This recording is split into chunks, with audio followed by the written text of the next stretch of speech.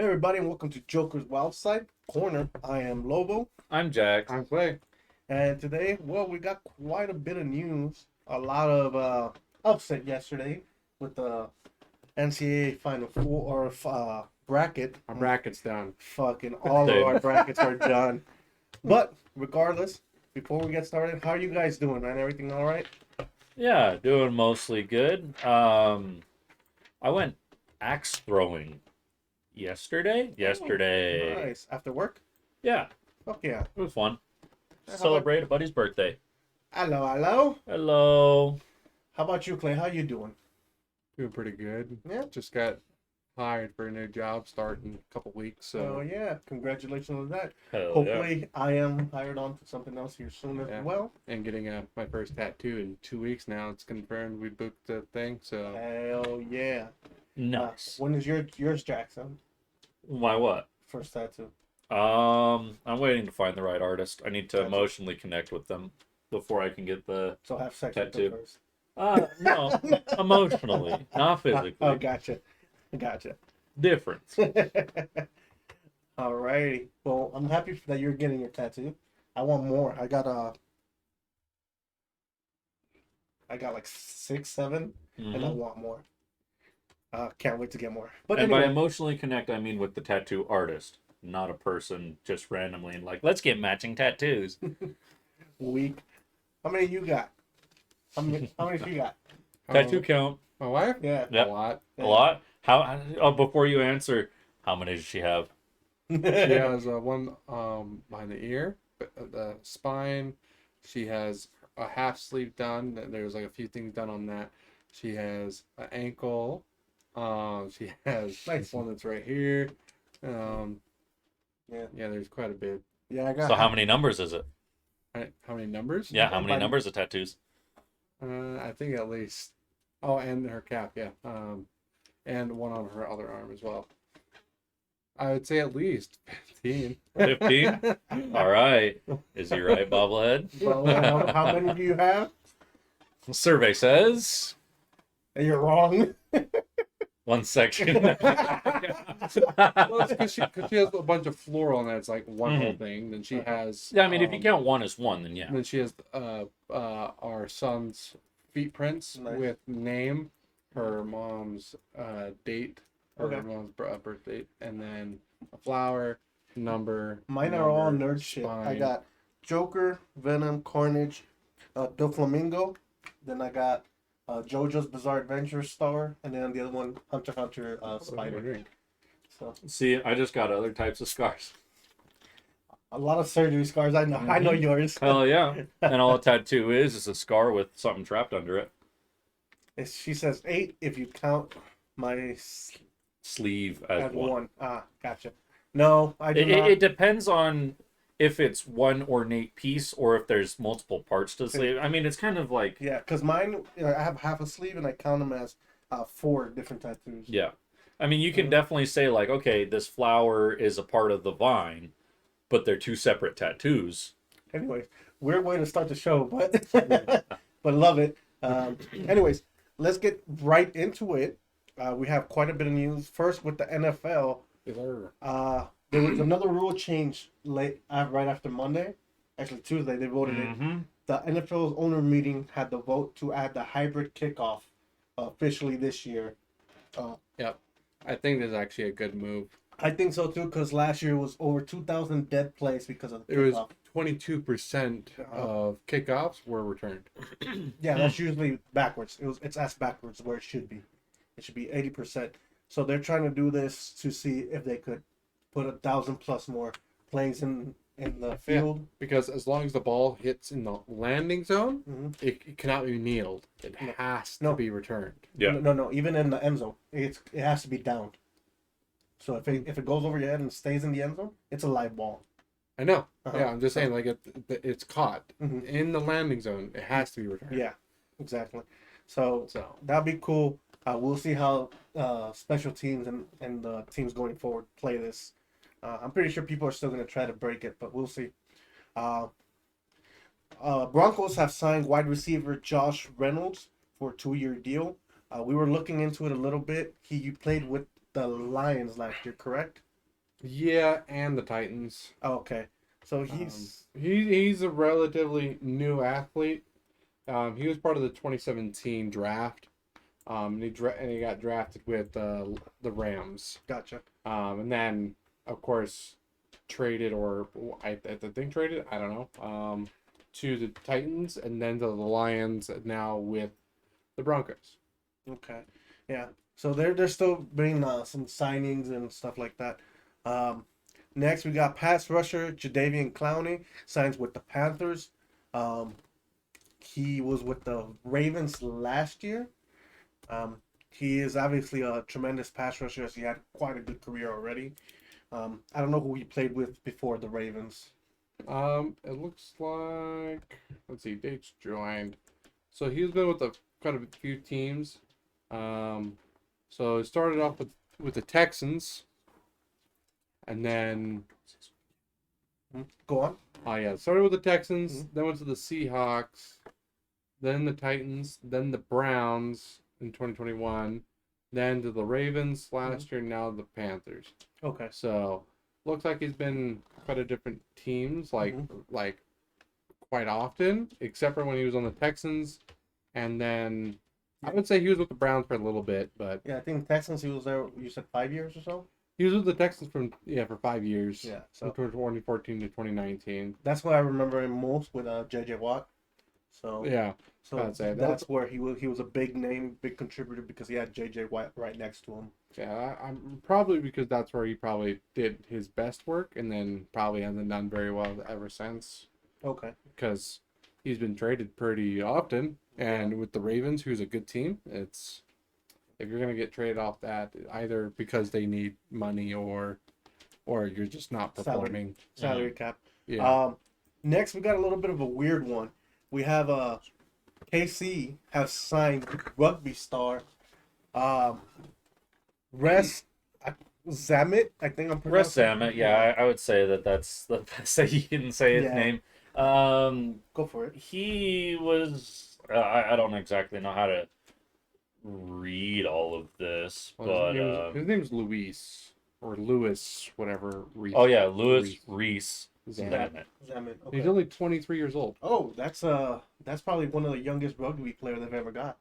So what I was understanding is they're trying to push to get the NFL into other countries, obviously, and they've been trying for years to get a rugby star to perform good in the NFL, so they could get that fame up there. See, they had the Eagles player. Well, they had him. Besides punters, they had him, and they also had the 49ers had one for a good while. I can't remember his name. But yeah, they're trying to get a superstar from that area, so they could get those countries that play rugby, like England, New Zealand, Yeah. the islands there. He's gonna play running back. Running back receiver, I thought. But It says Running back / wide receiver is what Wikipedia is telling Oh, me. I'm seeing right here. It's just running back for the Kansas City Chiefs. Potentially return specialist. I mean, the way rugby is, I think rugby players can get the hang of football. It's just what they've caught. What the NFL's done is when the rugby players join is usually at the tail end of their career, so they cannot keep up anymore. So this guy's young; he might be able to succeed and catch on really quickly. Yeah, and I'm assuming that he'd be doing very well because this is what it says. It says Welsh rugby star. Like, Okay. So I'm assuming he's well known in in his sport. A few of the things that I was to reading is NFL. he was able to get he was scoring within like the first 3 minutes of Games. most games, and yeah, seems pretty good. Oh yeah. So I'm excited for this. Anytime we could grow the sport, I love it. Next, Jaguars signed linebacker Foyesade I butchered his Foyesade Oluokunto. Yeah, to a 3-year deal. Linebacker, hard hitter. He played before with Atlanta Falcons and Jags. Okay, so he's still pretty fresh on the NFL scene. You brought this one up, Clay. Bills sign. Deshawn Williams. Yeah, any defensive tackle Deshawn Williams. Any news on him? What was his career so far up to? Let me look him up because honestly, I don't know. All I know is I believe he came from the Panthers, if I remember Okay. right. I like how he's the only one Mhm. that doesn't have anything at the start right here. So, Beautiful. but I think he came from the Panthers. This Okay. is the best I could probably say. But I did see that we also signed another player Oh yeah. Go for it. as well. Let me just see. Salt Lake Bills Beckers. Okay, so we also signed defensive tackle on. Oh, sorry, no, that is Deshawn. Sorry, we also signed defensive lineman Austin Johnson, Oh, okay. and looks like he came from the Chargers. Oh, okay. Sweet. Good. Take him away from the Chargers. Yeah. Well, honestly, the Bills need more defensive. So Yes, they do, especially after the cleaning house they did just recently. yeah, Oh yeah. yeah. But our Tre'Davious White that we not necessarily. I guess we did trade him away to. I can't remember the team now. He. I guess there's still talks that maybe next year he could come back. Okay. Type thing, because we drafted him when he first came into the league, and then he's always been with us in the Bills. And as Bills fans, we've always loved him. He's always loved Buffalo type thing, and so it's like it was sad to see him leave, but he may come back Okay. maybe next year. So Awesome. Nice. Awesome. but also Bills related / Dolphins. Go for it. There's a rumor that both teams are in talks with Odell Beckham Jr. To have them come to the teams. Yeah, it's been rumored for a while. Honestly, I don't want him to come to Buffalo. Why not? Oh, you don't want that drama. I don't want the drama, and he's not as good as he was in the Giants. Agreed. He's just a waste of money because look at him with the Ravens. What do you do with the Ravens last Nothing. year? Fucking nothing. Yeah. So Well, don't really care. yeah. Well, more news. No vote has been done on Tom Brady's bid Yeah. for Yeah. partial ownership. Yeah, I sent that over to you Yeah. with the Raiders, which is Yeah. your team. So, Look at but honestly, this is the Raiders should allow it. The Raiders should allow him to become a part owner because he knows probably more football than the owner does. Because You're not wrong. See, the thing with that is it will be a love-hate relationship with him with the history we have with Tom Brady and the Patriots. Just going back to the Tuck rule. It's just a hate relationship. I think I would know. I know. He was in our division, so Yeah, it's just, I don't know if that's Yeah. what we want, I would definitely understand. but for his brain, he would help out. definitely will help out a lot.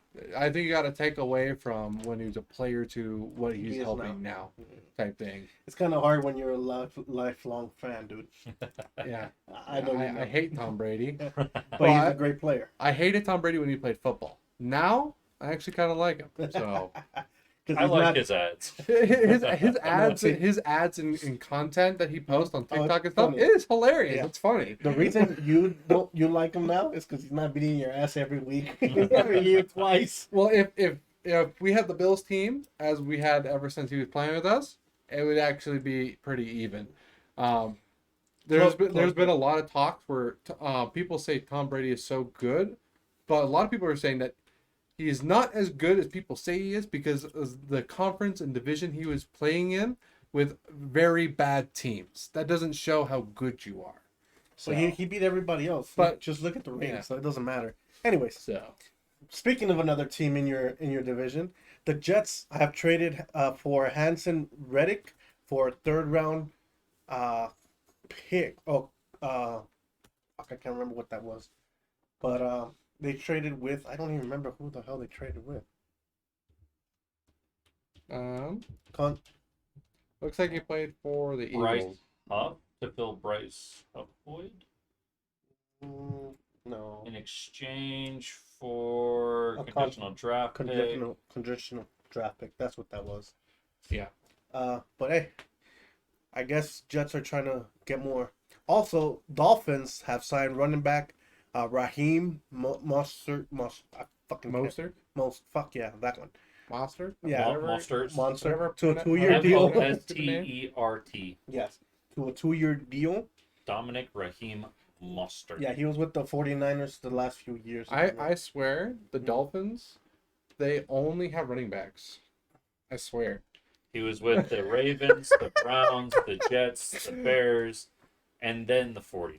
Okay. So he's been around. I swear, just everyone on that team just runs. That's it. Yeah. They're like, there's no passing. It's just running. Well, no, they still have the cheetah.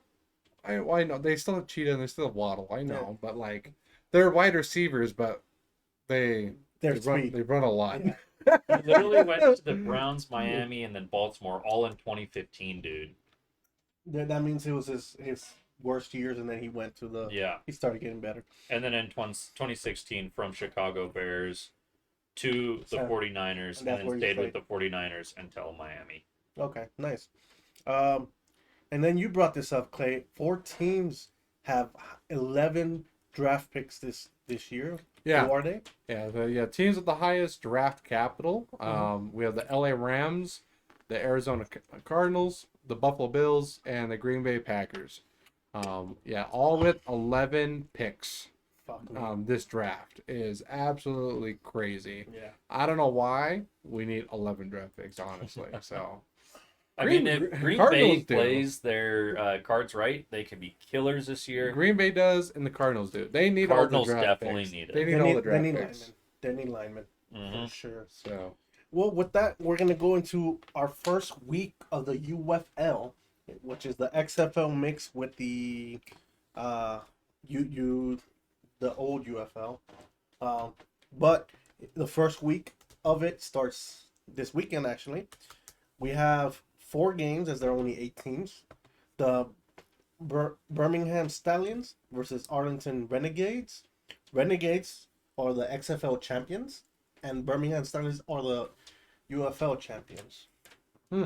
interesting. So this is the merger of both of them. USFL champions. I'll have the Renegades here. This is all fresh teams, so I'm just picking out of what I think looks good. No, nothing in particular, no stats or whatever. Then we have the St. Louis BattleHawks versus Michigan Panthers. Hope these Panther teams is better than the Carolina Panther team. But I think not. I'm going with the St. Louis BattleHawks. Just that name alone is so dope. Oh, yeah. BattleHawks? Yeah. Sounds crazy. Yeah. Then we got the DC Defenders with their cup snake that they do every game. It's a bunch of drunk alcoholics putting a cup snake together. It's fucking awesome. So DC Defenders versus San Antonio Brahmas. Sorry. That is the Rock's pretty much symbol. Yeah, Oh, yeah. It's Jeez. long, dude. It is fucking long. The cup snake. But anywho. Oh, man. I'm gonna go with San Antonio Brahmas just because the final boss. That's all. But I think that this will be a good game. And then finally we got the Memphis Showboats versus Houston Roughnecks. Sure, I got the Roughneck. I do too. Houston Roughnecks should have been the champions last year with the XFL. Any thoughts on any of these games, guys? Sure. That's all I have. Is sure. Yeah, I don't. Yeah, no. Yeah, I don't know anything about UFL, so Neither do we. this is where we get into it, and this is where we do all the work, so you guys don't have to. Yeah. Let's hope it doesn't suck. Some of these games might be a little slow, but let's hope they don't suck. Because there were some games for both USFL and XFL last year that were they were tough. They were tough to watch. Yeah. Let's just hope they put a better quality of football out there. Next, we're gonna jump into the NBA. We have the Warriors. Damon Green again gets ejected. This guy does not learn, bro. Dude, I don't understand him. Every game is just him getting ejected. It's him with drama. So I just don't get it either. And you could see when he gets ejected, you see Steph like physically disturbed, and it looked like he even cries after going. Yeah, the post that I saw before we went live was I guess he did cry a little bit, and then he like pounded some chairs with his feet. Yeah, like, he's kicking some chairs and I mean, stuff because he was just pissed So off. it was a tantrum. yeah, yes. Not no, I by mean, Curry. He's just pissed because he's the captain of the team, and you have a player that's constantly getting ejected. Yeah. and he's there to support, and he's not. Yeah. So it's just frustrating as hell. It's like when someone calls out all the time at working, like, dude, what the fuck you doing? Literally me. No, maybe, I don't know. Also for the Hornets, unfortunately, LaMelo Ball will be out for the rest of the season with an ankle injury. Hornets are they even in the playoff run? Let me see. Can't find them. Charlotte Hornets, no, they've been eliminated, so it doesn't matter. Their season's done. Done anyways, but that still sucks for him as he's gonna have to go through the recovery process. Cavaliers have signed forward Marcus Morris Sr. for the rest of the season. Cleveland is in a playoff run as they're in the 4th seed on the East. Mm-hmm. So this might be they have an injury or something that I'm not aware of 100%. So this might help them just stay there or keep climbing to go into the playoffs. Now, before we do our picks, unfortunately for you guys, I'm going to talk about who has clinched and who has been eliminated of the playoffs already. Mm-hmm. One team has clinched for the playoffs. Can you guess? Well, you guys Lakers. no, fuck no. Boston Celtics with the best record, 57-16. Yep. Teams, I was thinking that you were meaning like clinch the playoffs getting into it, like No. barely. No, that's why. Only one team has been, no matter what they do, they're in the playoffs. Okay. Which is the I Boston was Celtics. hearing that backwards. But there is many more who has been already eliminated from the playoff run. Toronto Raptors, Charlotte Hornets, Washington Wizards, Detroit Pistons, who suck fucking ass, Utah Jazz have been out, That's okay. Memphis Grizzlies, Portland Trailblazers, and San Antonio Spurs all have been eliminated. Unfortunately, the Lakers... Spurs are tied right now with the Knicks. They're tied right now. Oh, they're in the game? Yeah, it's the final quarter and they're tied. And with like 2 minutes left. I think the Knicks will have it, though. But Only time regardless... will tell. Lakers are not eliminated yet. They're still in the playoff hunt. Also in the playoff hunt are the Warriors that we just talked about. So that's where the frustration is more with Draymond too. Oh, excuse me. They're trying to make this playoff run, and with no support, it's kind of hard. Mm-hmm. Yeah, but let's go into some picks. Here for tonight, the Lakers already lost. Son of a bitch. We could talk about the Mavericks Kings because that's still quarter one. Mavericks Kings. Yeah, I mean Kings are winning 23-14. I think the Kings will take this game, even though it'll be a good one. Speaking of that, of the Jazz that were just eliminated, they're up by 10 to the Houston Rockets, who are still in the playoff hunt. It's still second quarter though. Yeah, it's still early in the game. When the Jazz finally pop off after they're already out. Yeah. Utah passion.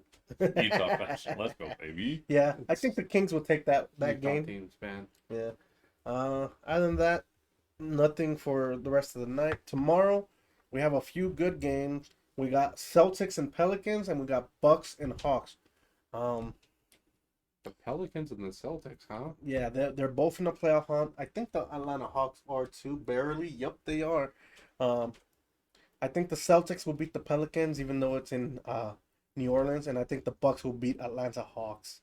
And the Grizzlies and Magic will win that one. And then finally for Sunday, we have first the Lakers and the Brooklyn Nets. The Lakers should take that one. We have the Timberwolves way over the Bulls. We got a good one in the Cavaliers versus the Denver Nuggets in Denver. Denver should take that one.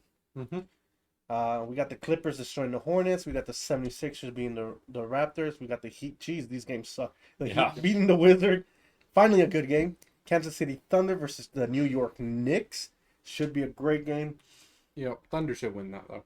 I'm going with the Knicks. They're at home. They should win that one. I don't know. The Knicks are almost losing to the fucking Spurs. True. The Knicks, yeah, they're in the lead right now, but it's like they almost lost to the Spurs. I got the Thunders then. Yeah, and I was right about the Thunder Suns game. Thunders beat them over 20 points. So yeah, fuck that. I'm switching Thunder. And then that will be the game of the night though. And then the other game I'm going to talk about is Mavericks versus Rockets. This is a team of Texas. Jesus Christ. yeah. Great day. Houston probably will lose, even though it's at home. I think Mavericks. I think the Mavericks still has the upper hand on that one. Yeah, I mean, Mavericks are gapping the Rockets, but the Rockets are also on a 10-win streak, which is crazy. Jesus, so that's gonna fall off here eventually. 10-win streak? Yeah. Holy shit. Yeah, That's crazy. Well, moving on to some NHL news. There's a few teams that have already clinched the playoffs. We're gonna start with that. First of all, it was Boston Bruins, the Florida Panthers, the New York Rangers, the Carolina Hurricane, and Dallas Stars all have clinched a playoff spot. Eliminated already, San Jose Sharks, who suck ass. Anaheim Ducks, who suck ass too. Chicago, who sucks ass. Arizona, who sucks ass. The Blue Jackets also have been eliminated. Mm-hmm. Ass. Yeah, they're not good. Although, funny thing is, this week, an Arizona rookie player debuted with the same team. His father has the record for goals in that team, and he scored his first game and his second game. Very good news for the Wild. That means they have at least somewhat of a bright future. Besides being eliminated. There was a giant upset yesterday. Well, yeah.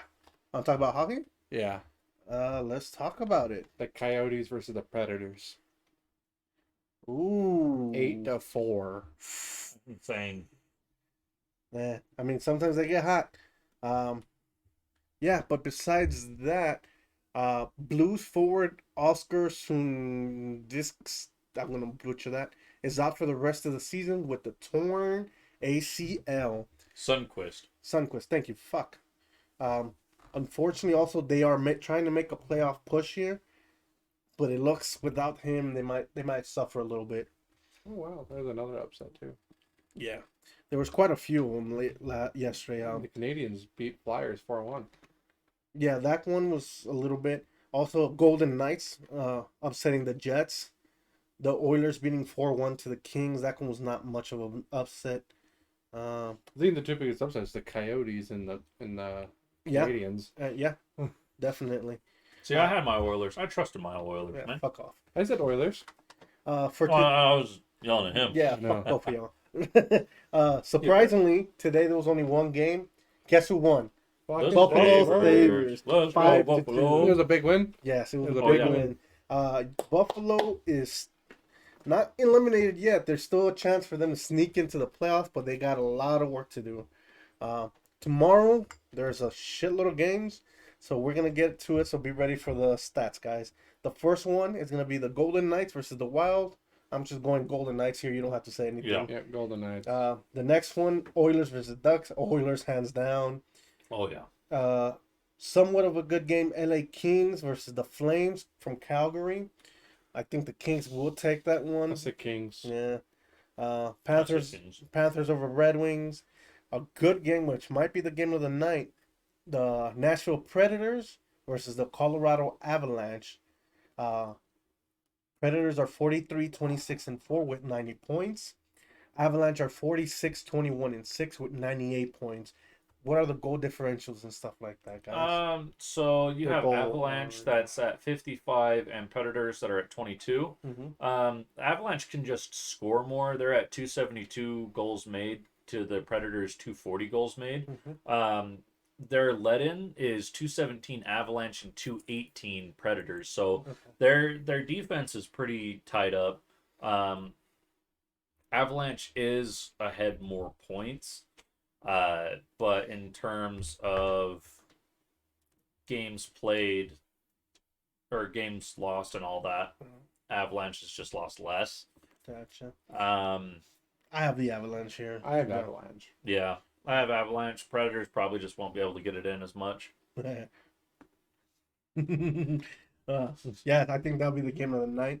Another game here is Buffalo Sabres going at it with the back-to-back games against the Maple Leafs. Maple Leafs are 41-22-9 with 91 points. Sabres are 34-34-5 with 73 points. I mean, Avalanche was that an upset? Pretty much versus the Devils. No, they're both even. They're both even. So, it was just a big win for Buffalo. Buffalo, yeah. Because the Maple Leafs are in their division. Yeah, I'm going for the upset here. Sabres taking a win. Surprise, surprise, right in your eyes. As I think the Sabres will make a playoff push here. Any thoughts on that? I think Maple Leafs are gonna win. I still got Maple Leafs. Mm. I just don't think that the Sabres will be able to score against Maple Leafs. I just don't think they'll keep up with the Maple Leafs. Agreed. But I'm just choosing an underdog here. The rest of the games should be pretty self-explanatory. I got the Hurricane over Canadians as they're much better. I got the Lightning pulling up a close one against the Islanders. Bruins obviously against the Capitals. Penguins, Blue Jackets don't matter. Senators, Jets to take that win big. Blues to lose to the Sharks because of this injury they have. I think the Sharks will get a few points here. And then Dallas Stars to destroy the Kraken. And then for Sunday, we got one game. God damn it. The Canucks versus the Anaheim Ducks. You don't have to say anything. The Canucks. If the Ducks win this somehow, then the Canucks do not deserve to do playoffs. Yeah, I agree. But the Canucks would literally have to have everybody just right off to the side, nobody doing anything. For real. And the Ducks actually trying to get a net positive for their score, which would be 84 freaking points. Yeah. Just to get 0. But regardless, those are our picks for NHL and NBA. Now we're going to go over what we think is our bracket breaker of a fucking Thursday. I'm the done. NCAA brackets. My bracket's done. Probably done all around. Yesterday there were 1, 2, 3 upsets here. As first, Clemson, number 6, beat number 2 Arizona. UConn continued their dominance, a win over number 5 San Diego, which we all got. Surprisingly, Alabama beats number 1 Carolina to eliminate them from the bracket by 2 points. There goes my fucking champion. And then Illinois stunning Iowa State. Jeez, that was a total destruction of my. Hey, yo. What? We both got to that point where we're like, oh, all right. We gotta talk about it. Sorry to knock on. It's still it's basketball news. Yeah. Jump on it. Jump on it. So I don't have the exact quote here because the ESPN app sucks. Heat stomps the. Oh, it's not there anymore. Yeah. NBA? The Heat stomps the Blazers for a 60-point victory. I think there was something about it was the first team in history, or the first in a long time. About I don't even know. I saw 80-point differential. 60-point losses, multiple 60-point losses. Wow. Yeah. So let me take a look at it, see if I can find it real quick. Yeah, and the exact news just disappears whenever you click on things on the ESPN app. That's why I never click it. I don't have the ESPN app. So the Heat beat the Trailblazers 142-82. Fuck. They beat the living shit out of them. Oh yeah, smacked them around. Speaking of big wins, Thunder just destroyed the Suns 128-103. Much closer, but still a blowout. Anywho, back to the college football. That's random. 60 points. Yeah, I was like, why are you looking at my phone? I just saw basketball and I was like, all right. I was like, what is it? What's going on? How much did that destroy your bracket, man? Because that destroyed all my Elite 8 except UConn. Well, I have UConn and Purdue technically still in. That's it for you? That's it for me. Yeah. I just had other people beating UConn and Purdue, and now it's not that. Same. Well, now on the South and Midwest here, Purdue did beat Gonzaga. I'll just put this away now. Yeah, Purdue did win? Purdue did win, so you're still alive. No, because I have another team beating I have another Purdue. team beating Purdue. Then you guys are fucked. Yeah, I'm done. My bracket's done. My bracket's all done. I still have Duke, who are losing right now, and I have Tennessee. Want to do it twice? fuck. I still have three teams alive right now. We'll see after today. Marquette also is eliminated today as they get upset by North Carolina State. Fucking Marquette is out. I'm telling you, man. Our brackets are about to be busted here by the end of tonight. If not, boy, theirs are already busted. Yeah. Mine's about to be. I'm already gone. I was banking on Arizona. Yeah. I was banking on Let's ever since Jane Madison lost. I was banking on North Carolina to at least go. Me too. Now it seems like UConn is the hands-down favorite to win it all. I almost went UConn all the way, and I was just like, nah. I can't pick the first one on the top of the list to go all the way just off of instinct. I didn't know enough about everything going on, so Hey, we knew a little more, and we're still busting over here. Our brackets suck. It's sports. You never know. Yeah. mm-hmm. Anything can happen. Hell yeah, random, especially in March Madness. You said that, and I got the Batman where Bane blows up the football field. Oh, when yeah. he's running. Yeah. That is the first thing that went to my mind when anything can happen. Hell yeah. How to rig a game. Literally. Anywho, moving on. Steelers win. Moving on to Major League Baseball, the season has begun.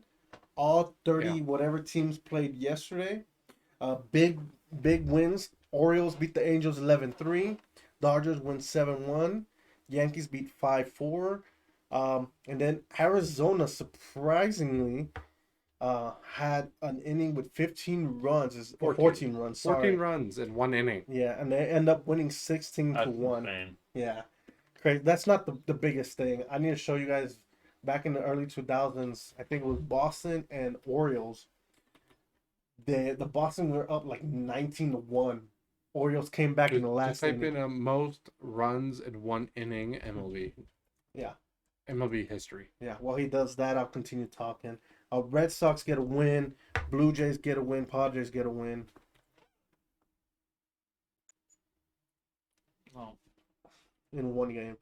Padres start off the season great with the 6-5 win. This is only giving me years. Nah. 29 runs set by a National League record. No. 2 games were postponed, the Brewers and the Mets. Also, that just popped up on the Instagram before we went live. Chicago Cubs and LA Dodgers are rumored 18. By the Chicago White Stockings. White Sox. Now the Chicago Cubs. Oh, Cubs. Well, they used to be called the Chicago White Stockings, but now they're the Chicago Cubs. I would Gotcha. I would think that would be the Chicago White Sox. Against Detroit Wolverines, September 6th, That team 1883. That team does not exist anymore. The modern day record is 17, achieved by Boston Red Sox against the Detroit Tigers on June 18, 1953. Not the one I thought. Never So mind. they were 3 off Yeah. from at least tying, Yeah, it's crazy. which is still insane. That's Great. pretty weighty. Yeah. Like I was saying, though, Chicago Cubs and the LA Dodgers are rumored to start next year's season in Tokyo, Japan. That is fucking crazy. But also, baseball has big culture in Japan. Yeah. As they have a lot of great ball players there. And they won the World Series, the World Cup of baseball, pretty much. Recently beat the USA. I have a lot of things to say, but I'm not going to say them now. Are you talking about Oppenheimer again? No. I have something else on that. But All right. Well, moving on into our newish segment, Footy with Clay. Clay, take it away. Yeah, we got a little bit of news, more than normal. Nice. Nice. more than one thing. So, very positive. The replacement refs that I was telling you guys before, there's been happening a big controversy with that this season. Yeah. The replacement refs will no longer be a thing, as the original refs will be back starting with games this weekend. So starting tomorrow, they're back. Feel bad because the refs still suck, but they're back. It's better than these replacement refs. But honestly, RSL has been playing better with these replacement refs than before, mainly because all the refs hate us. It's very honest. Like it's very biased calls. But other than that, Inter Miami's midfielder, Federico Redondo, who just joined Inter Miami late February, he suffered an LCL knee injury and will be out probably into late May. Oof. Um, Big hit. So that's another injury to Inter Miami. When I was showing you guys their injury list, looked like an NHL list. Yes. They are fucked. They have a lot of injuries. Yeah, they are fucked. But other than we got some positive news. LAFC is finalizing a deal with AC Milan and France international forward Oliver Giroud. I talked about him before with you guys on the pod, but they just keep getting more news. From what I've seen, LAFC also re-signed defender Maxime Chanot, and they also signed forward Kai Kamara. Kai Kamara, I like him. He's good. But he extends his MLS record with signing with his 11th club. Oh, he gets around. He's 39 years old. So he's an older gentleman. He's the FC bicycle. Some other interesting news here. Seattle Sounders and Philadelphia Union, their match back in March 9th was suspended due to inclement weather, but their match will now be resumed on Tuesday, April 30th. So that game will now be played then, when it was delayed and canceled back then, a few weeks ago. Okay. Then FC Cincinnati, they signed midfielder Yamil Assad from DC United. And that is all the news. Nice. Okay. More than usual. I would say almost triple. Yeah, it's quite a bit. But now on to our predictions. Hell yeah. Remember on Monday I went over, there were 5 teams that were undefeated. All right, match number 1. Both of these teams are still undefeated. Oh, hell yeah. So we have 9th seed in the East, Philadelphia, who just upsetted the other team from last week. I can't remember now. Toronto. I think it was Toronto. It was Philly versus Toronto. Oh my gosh. Come on, stupid thing. No, it was Toronto versus Atlanta last week. Oh, then never mind. It was Portland. Okay. It was Portland, that's right. So they upset Portland last week, and then they're versing first seed in the West, Minnesota. The home team is Philadelphia. The head-to-head record is 1 to Philly, 2 draws, and 2 to Minnesota. But here's the crazy thing. The win probability is Philadelphia at 53%. Oh, yeah. A draw is 23%, and Minnesota only is at 24%. The goal differentials for Philadelphia is an 8.62, and in Minnesota is 8.44. Very high-scoring teams. And Philadelphia has let in a little bit more goals, but again, remember, both of these teams are still undefeated. We can go over the injury list really quick for Philly. No, I'm surprised. You got the full page now. So there's... I didn't think you... I thought you were going to go forget it. So there's only 3 people that are out from injuries, but they have a lot of people out for international duty. Then it was Minnesota. This is from MLS. Okay. So Minnesota, not a lot of people out. But there's no injuries. It's just everyone out for international duty. But not as many as people out than Philadelphia. Gotcha. So with that, I still think Minnesota is going to win. Without looking at that, I thought Minnesota was going to win anyways. Yeah. Because Minnesota, they are a very good team. They, again, haven't lost. They've only tied once this season. They've only gotten 3 wins and 1 tie. And they lead the West. While Philly... like second to last. Philly, they were 13th last week. Now they're 9th. They've only won 1 game, and that was last week. Yep. But they've tied 3 times. So don't necessarily count Philly out on at least not scoring. unless you're thinking it's going to be like 1-0. That I could see possible. But with Minnesota, I think it's going to be 2-1 Minnesota. What do you think, Jax? 3-1 Minnesota. And I'm going to go 3-1 Minnesota as well. 3-1? Yeah, that was where I was leaning towards. How do you get to the injuries page? Me? Yes. Oh, I just typed in injuries I did too. in Google for MLS. Okay. All right, second game. Second game, we have match number 2. We have 10th seed in the West, Colorado, versus 6th seed, LAFC. Fuck yeah. The home team is Colorado. Boo. The head-to-head record is Colorado 2, 1 draw, and 2 to LAFC. The win probability is Colorado at 31%, a 26% draw, and a 43% for LAFC. The goal differentials is very different from each other. Mm-hmm. We have Colorado at a 5-8 -3, and LAFC at a 7-6-1. Honestly, if LAFC does not beat Colorado, this would be a big upset if Colorado were to win. Agreed. I think this game. Actually, we probably should go over the injury report on this one. So we have LAFC. There's not a lot of people out. There's only 4 people. One that's injured. Sorry, there's 3 that's out. 1 is questionable.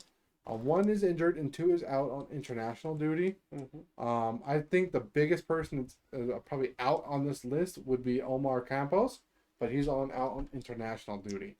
Then we have Colorado. Daniel Chacon is out with the knee. Connor Ronan out with the knee. Moise Bombito, international duty, and questionable Jasper Lopensend. Wrong. That's not how you pronounce it. I don't care. Lawful Send. I don't care. He was an RSL player. I care a little bit more. Lawful Send. This is a 2-0 LAFC. 2-0? Yeah. What the hell was that noise? I heard something. I don't know what I heard. What do you think, Jax? I'm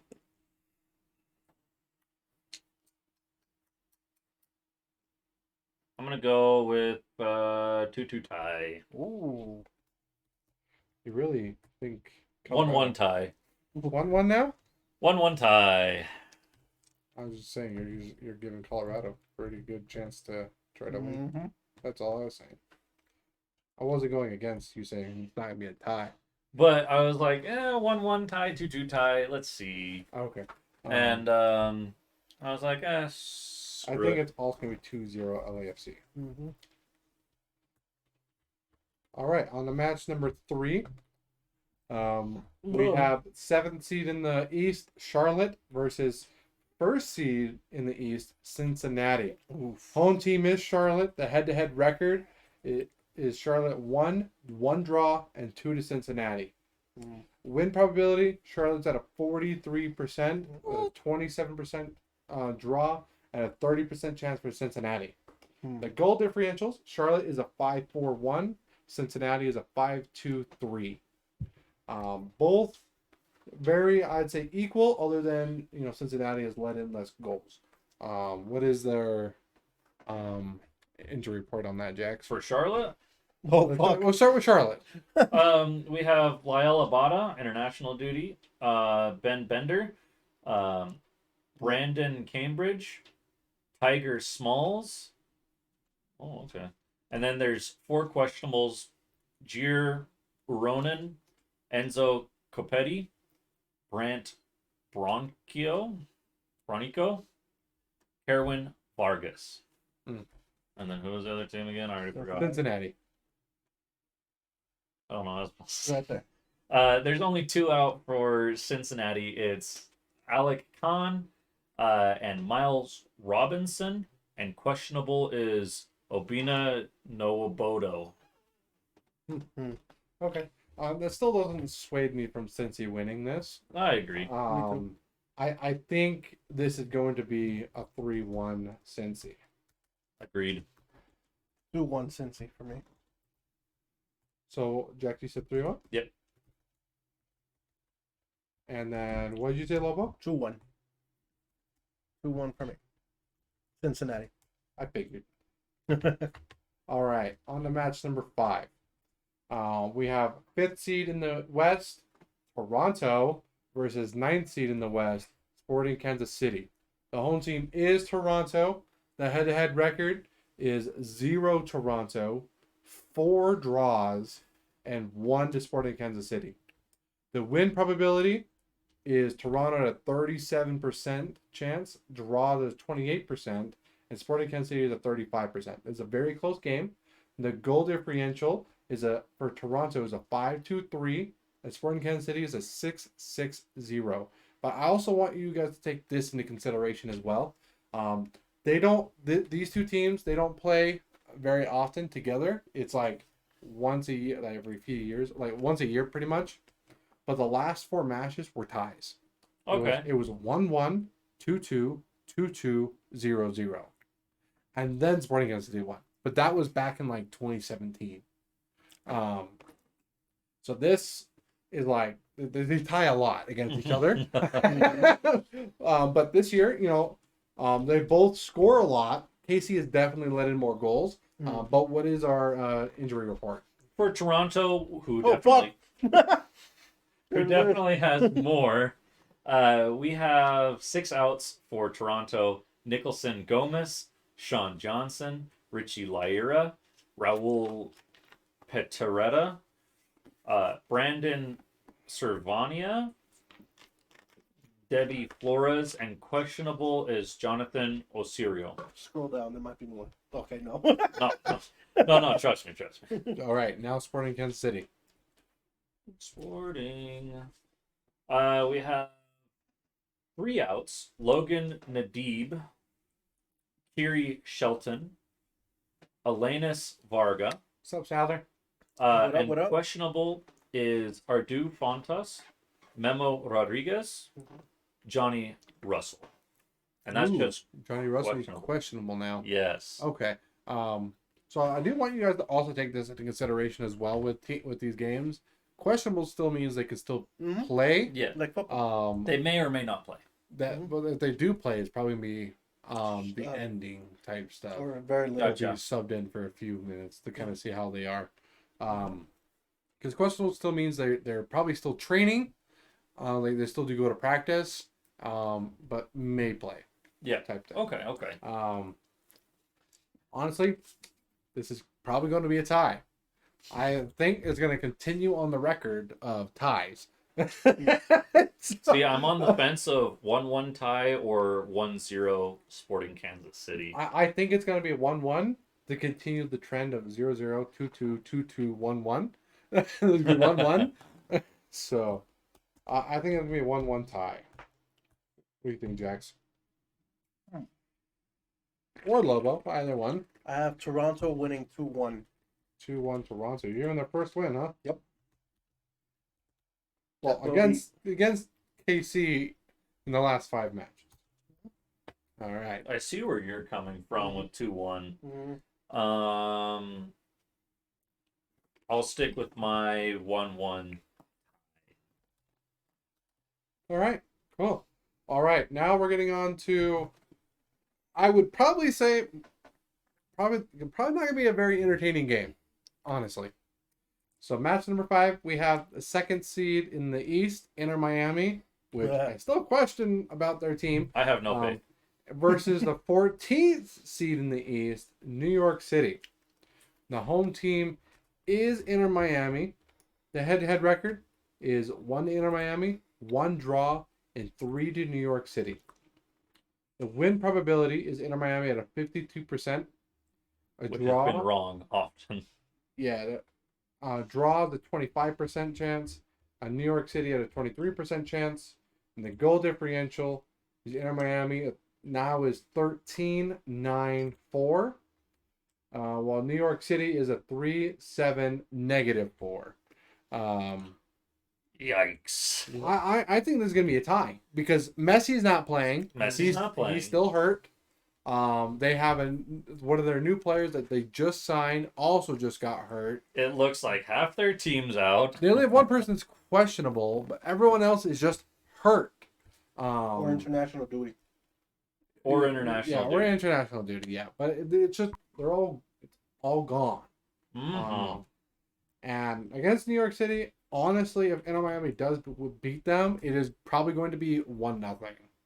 I mean, even New York looks pretty banged up right now. There's only 2 people hurt. It's just international duty for people, but it's just like, but New York, they're second to last in their standings. It's just they let in goals and they don't really score. Mm-hmm. Yeah. They have won 1 game. Yeah, see, that's where I'm like having a hard time because it's just like I don't trust Inter Miami, but I definitely don't trust New York. Okay, but Inter Miami, they've gone against some teams where I think they should have won, but they still faced a decent team. Mhm. This time they're facing a bad team, and it's just I don't have faith in New York City beating them, Inter Miami, but I'm gonna have it 1-0 Inter Miami, Yeah. even with the injuries. So do we want to go over the injuries just real quick or international duty even? And we don't even have to name them all off. We can just say how many injuries there are. I can say how many. For New York, we have 8 total out for either international duty or injury. Miami. And then for Inter Miami, you have 1, 2, 3, 4, 5, 6, 7, 8, 9, 10, 11, and 1 questionable. I still think it's gonna be 1-0 Inter Miami, even with the injuries. I just don't think New York City's players have a chance against Inter Miami, even with all the injuries. Until I heard New York's differential, I was like, oh yeah, whatever they're going against is going to be 2-0. And then you told me that it was going to be and then New York's differential was -4, and I'm just like, yikes. Yeah. Yikes, that hurts. I'm gonna go 0-0 tie here. Okay. See, I feel like And the last time New York City won was on my birthday, March 16th, and they had a red card and that was against Toronto, which was a decent team. They won 2-1. But again, a lot of people are out probably since then. And this is against Inter Miami. But you said 0-0 tie? Yep. Which I still think that could happen. But it very well could happen, but to where it doesn't look like New York has defense whatsoever. That's where I'm having a hard time because I want to say 1-0, but then also I don't necessarily trust Inter Miami, but Inter Miami has gone against decent teams.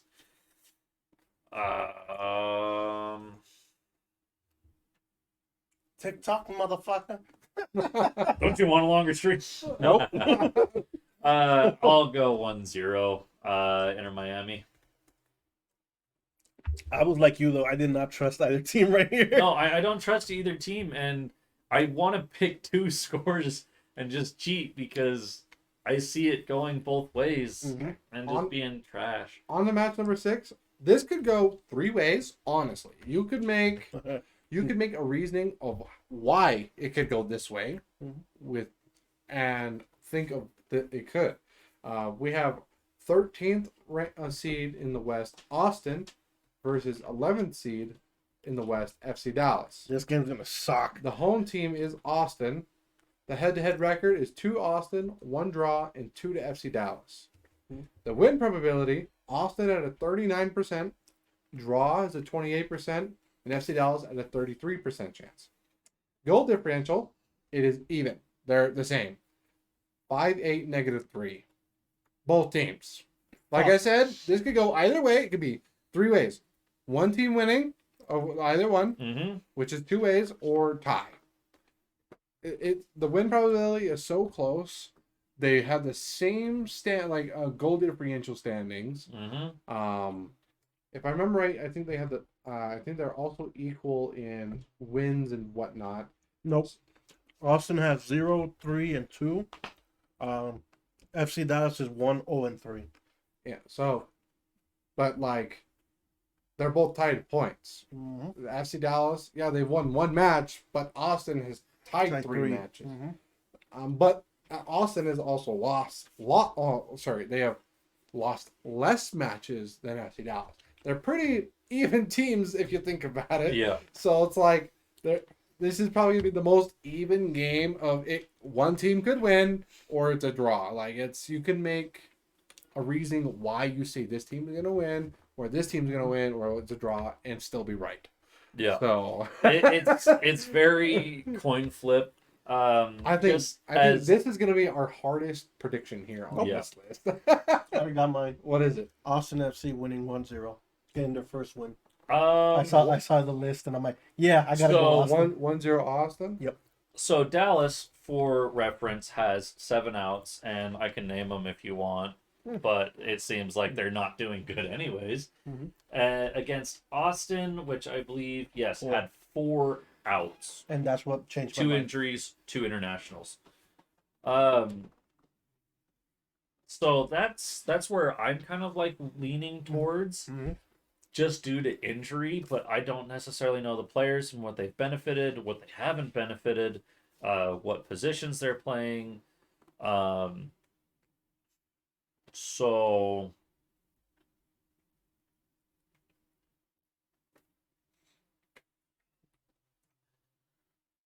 I'm gonna go FC Dallas 1-0. FC Dallas getting them their second win. All right, now I'm leaning either tie or Austin.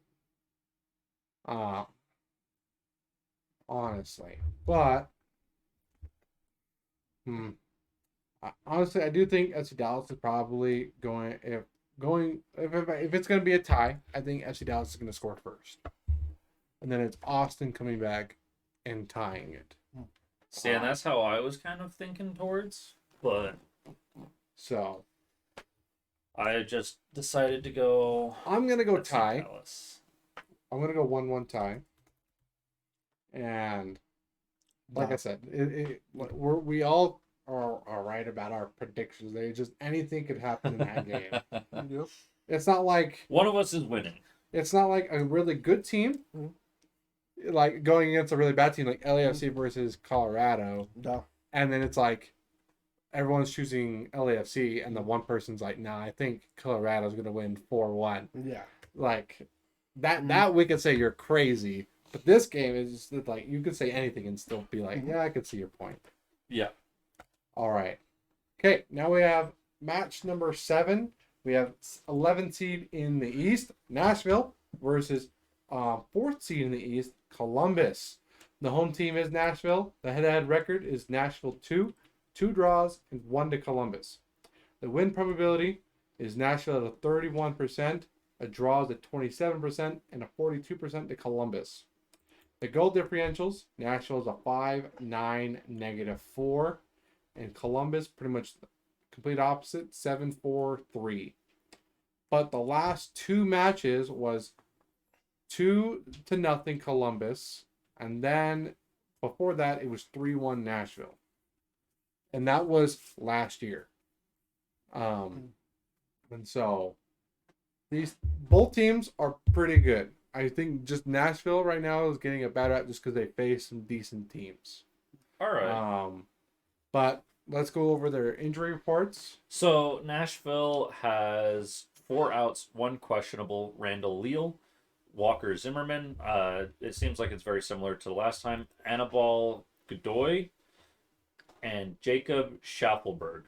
And then questionable is Lucas McNaught. And then it's going to be Columbus. I don't know how to spell Columbus. Columbus.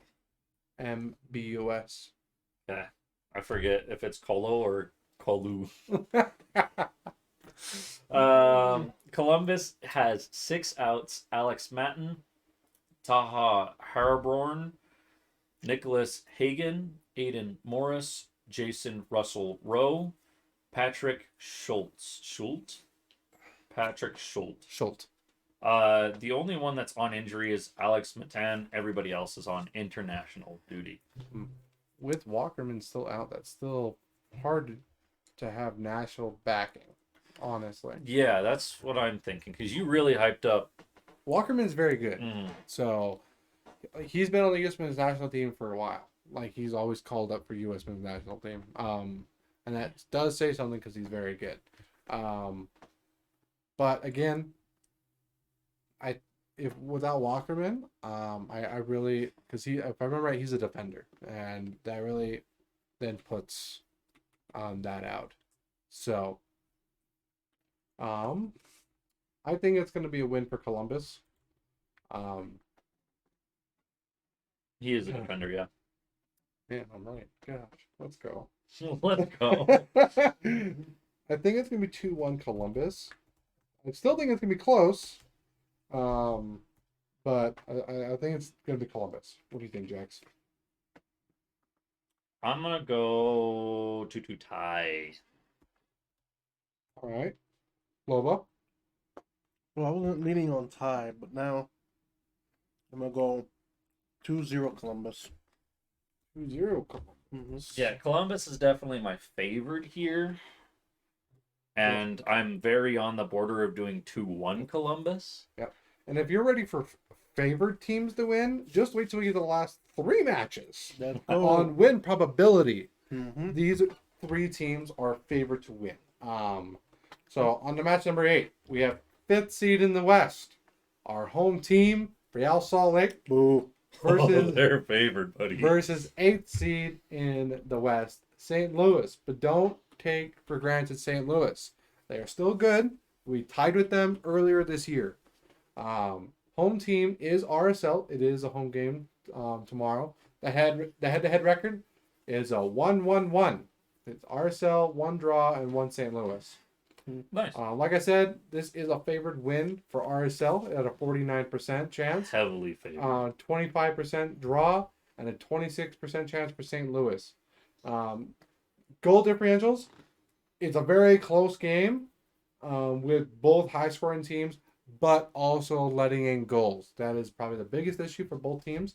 At a RSL at a 7-6-1, and St. Louis at 10-8-2. Oh my god. Like I said, score a lot, but they've let in quite a few goals. Their last match was a draw at a 1-1. But remember, RSL lost to them the first time. The St. Louis last year for their first season was 4-0 for the first game here at home. Then we went to St. Louis and we beat them 3-1. Then just this last start of this year, I believe it was the second match, it was 1-1. It was a tie. I think with RSL, they won last week, and I think in St. Louis, I believe they also won last week. I think. No, they tied against LA. They tied against LA Galaxy. Or no, sorry, that was 2 weeks ago. Sorry, I'm looking at the wrong one. They just scrolled. Oh, I think they actually had a bye week last. No, they tied with DC United. And honestly, DC United hasn't been looking very good so far. They started off pretty good, and then they just kind of like died off, honestly. But DC United is normally pretty decent. But they still tied 2-2 against them, which is still a decent scoring game. I got Real here winning 2-1. 2-1. Mm-hmm. All right, you ready for the injury report? For Real Salt Lake, you have Kevin Bolina, Pablo Ruiz, Gavin Beavers, Diego Luna, and questionable is Justin Glad, Matt Crook, and for... Can I go over the injury report for RSL really quick and just kind of talk about it? Yeah. So Kevin Bolina, he's not a starter. I think he's more just a sub, honestly. Pablo Ruiz, he's been hurt though ever since after the LAFC game. Okay. So that is expected. But he's definitely a needed player, but he's out for the rest of the season. So no one has to worry about him. But Gavin Beavers, he is a backup goalie Our starter goalie is Zach McMath. Both are very good, but honestly, I don't know why we had Gavin Beaver start the last week, or no, the 2 weeks ago. Honestly, I think it was dumb. But I think the biggest one is Diego Luna and Justin Glad. I guess, and Matt Crooks. Matt Crooks is new, but I think he's becoming a starter now. Okay. Justin Glad, he is a starter. He's a defender. But the questionable, I don't honestly know. But losing Diego Luna, who is a very superstar. He's our superstar at RSL. He's very, very, very good. But with him out, I think that will hurt us a little bit. Especially also with Justin Glad. I think it's going to be another tie. But you can go on with St. Louis's. See how their injury reports are looking. So it's only 2, and it's Edward Lowen and Tim Parker. I don't know who those 2 are. That's not a good sign. I don't know who they are. Edward Lowen is a midfielder. Okay. And Tim Parker. Sounds like a defender. Oh no, paste, damn it. I want you paste. Jesus Why aren't you working right? Fuck, dude. Oh my gosh, and there's so many Tim Parkers. This is such a cluster defender. I was right. The name. I was like, that sounds like a defender. I was even going to call you out on it too and be like, you're just profiling people. I stereotyped him, but I was right. It's not a stereotype of a trend. So, oh man, I have What do it you to think, where Max? it's still a high scoring game. I have trust in Real at 3-2 Real. holy shit. All right. 3-2 RSL. Okay. I want my team to win, of course, but for point's sake, for me, For W's. I think it's gonna be a tie for points. Oh my gosh, we've only tied once against them, but we've also won once against them, but also This is to lost break the once. mold. Okay, but the tie was low scoring, and that was this year. But that was Matt Crooks wasn't playing. That was also, I think, the Luna was playing, Justin Glass, but of course everyone was playing that game. But our new player, Bahadas, he's done very well. Man, I think it's going to be 2-1 RSL. I think with some of our new players, I think that's going to really help us, especially with this match. All right, on to match number 9. Again, another high favored team. We have 3rd in the West, Vancouver, versus 4th in the West, Portland. Portland hurt me last time. Home team is Vancouver. Head-to-head record, Vancouver's 2, 1 draw, and Portland 2. But the win probability is 52% for Vancouver, 24% draw, and I think this is the first time we've had it even with a draw. Portland had a 24%. The goal differential is a 7-4-3 for Vancouver, and Portland at a 9-8-1. They are high scoring, both teams, but Portland lets in way too many goals. Probably why they're 4th in the West. Honestly.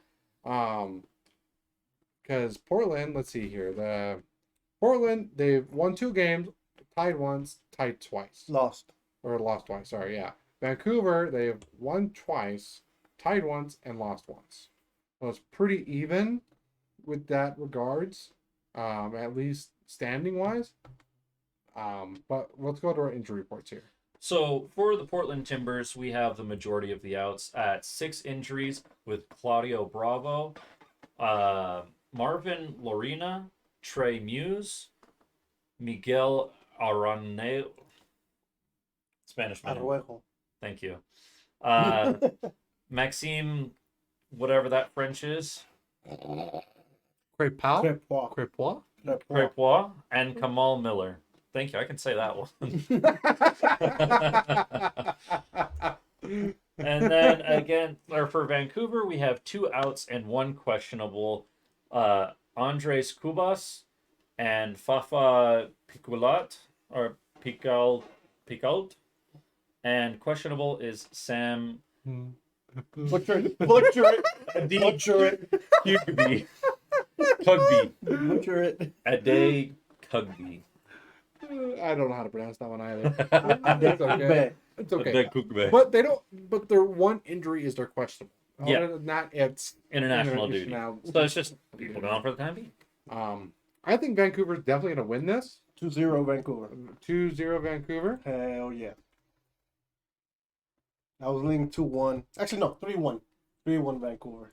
All right, gosh, make up your See, I mind. was gonna go 3-1. Now that you took 3-1, I'm gonna take 2-1. 3-1, Vancouver. 2-1, Vancouver. All right. Okay. I think Portland will score because again they are a high scoring team, but I don't think it's gonna be a lot, just because Vancouver has not let in a lot of goals. Mm-hmm. They definitely scored a bunch in their 4 matches they've played. You know, that's at least 3 goals a match, Mm-hmm. which is crazy. You're swaying me. And swaying you? I ain't doing anything to you. You're swaying me and pushing me closer to a tie. To a tie? Yeah, a little bit. I ain't gonna say tie. No, but you're pushing me to a tie. Okay.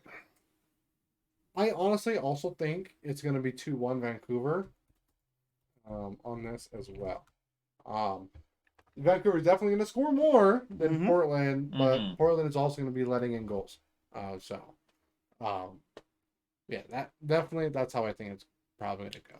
This one should be an easy sweep for this team, as this one team is definitely favored, and it's also crazy that the draw percentage is more than the other team.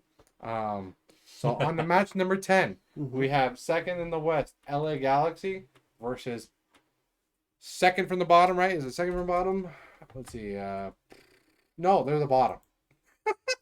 They're the bottom team. 14th in the West, Seattle Sounders. The home team is LA Galaxy. The head-to-head record is 1 LA Galaxy, 1 draw, 3 Seattle.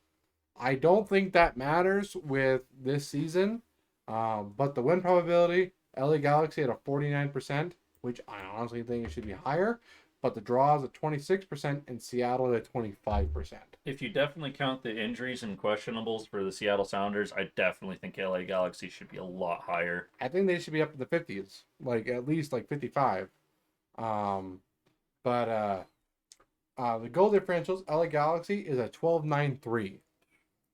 Seattle Sounders is a 4.6 -2. But let's go on to our injury report here. For the Seattle Sounders, we have a majority of the outs at 5 outs and 2 questionables, with Reed Baker Whiting, Pedro de la Vega, Obed Vargas. I don't know how to pronounce that A. João Paulo. Sao Paulo. Which I think he was injured before when we were announcing. Most of these players are still injured. Because I remember Pedro de la Vega. Okay. And then and Bardillo Rodriguez. Yeah, and the other one was Obed Vargas and João Paulo. I think those 3 were on last week's. Okay, yeah. If I remember right, João Paulo was one that I stuttered on again. Yeah. For questionable, we have Leo Chu and Albert Rusnak. He He used to play for RSL 2 seasons ago, and then he went all over to Seattle, and we don't like him. Honestly, like past 2 seasons right before he left, he just was just bad. Yeah, I'm wearing the Kentucky Ballistic shirt. And my just the tip, I promise. I comboed my shit today. For LA Galaxy injuries, well, for outs, I should say, we have Jalen Neal, which I believe was injured beforehand, and Martin Canceres, which is not due to injury. So, for me, I'm going to go off the bat and say 3-0 Galaxy. That's actually a pretty reasonable thing, honestly. I almost went 4-0, but I'm sticking with 3-0. All right. Lobo. I was going 3-0. I'm gonna go 2-0 LA Galaxy. 2-0? Yeah. All right. Cool. All right. Then for me, I'm gonna go 3-0 as well. LA Galaxy. Nice. I do think gonna be definitely favored LA Galaxy. Not only from the injuries, but also just Seattle is not really good. They're bottom. They're bottom of the West, and they've just been sucking. Honestly. I can see them potentially scoring once, but I'm still sticking. No, I don't 3-0. think they can score against LA Galaxy. If it was a better team than Seattle, I could see them at least scoring once, just because LA Galaxy is a 12-9-3 goal differential. So, because LA Galaxy, they've let in goals, but again, they've gone against some decent teams. But Seattle is not a decent team. Yeah. So I don't see Seattle scoring. And before this is actually going to be another blowout 5-0. Possibly. No. I mean, it Yeah. could, but No. I'm sticking with 3-0. Yeah, I think this is probably the easiest choice game of all our predictions, but definitely I think these are still good picks. I think we're probably gonna get a lot of points this week. At least most people are gonna get a lot of 1 points. Yeah. If anything, Minimum. But I do think we're gonna get a lot of points tomorrow. I believe the LA Galaxy though is Sunday too, so that we won't know till Sunday. But most games we should know by tomorrow night. Definitely. All right, but other than that, that is I think all our soccer news. Let me just double check my phone.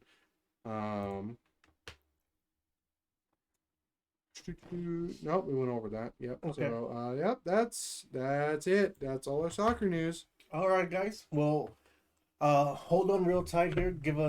We'll be right back in like 10 minutes. Gonna give us a quick little break. And then we'll come back with some wrestling news. See you in a few minutes. Heck yeah.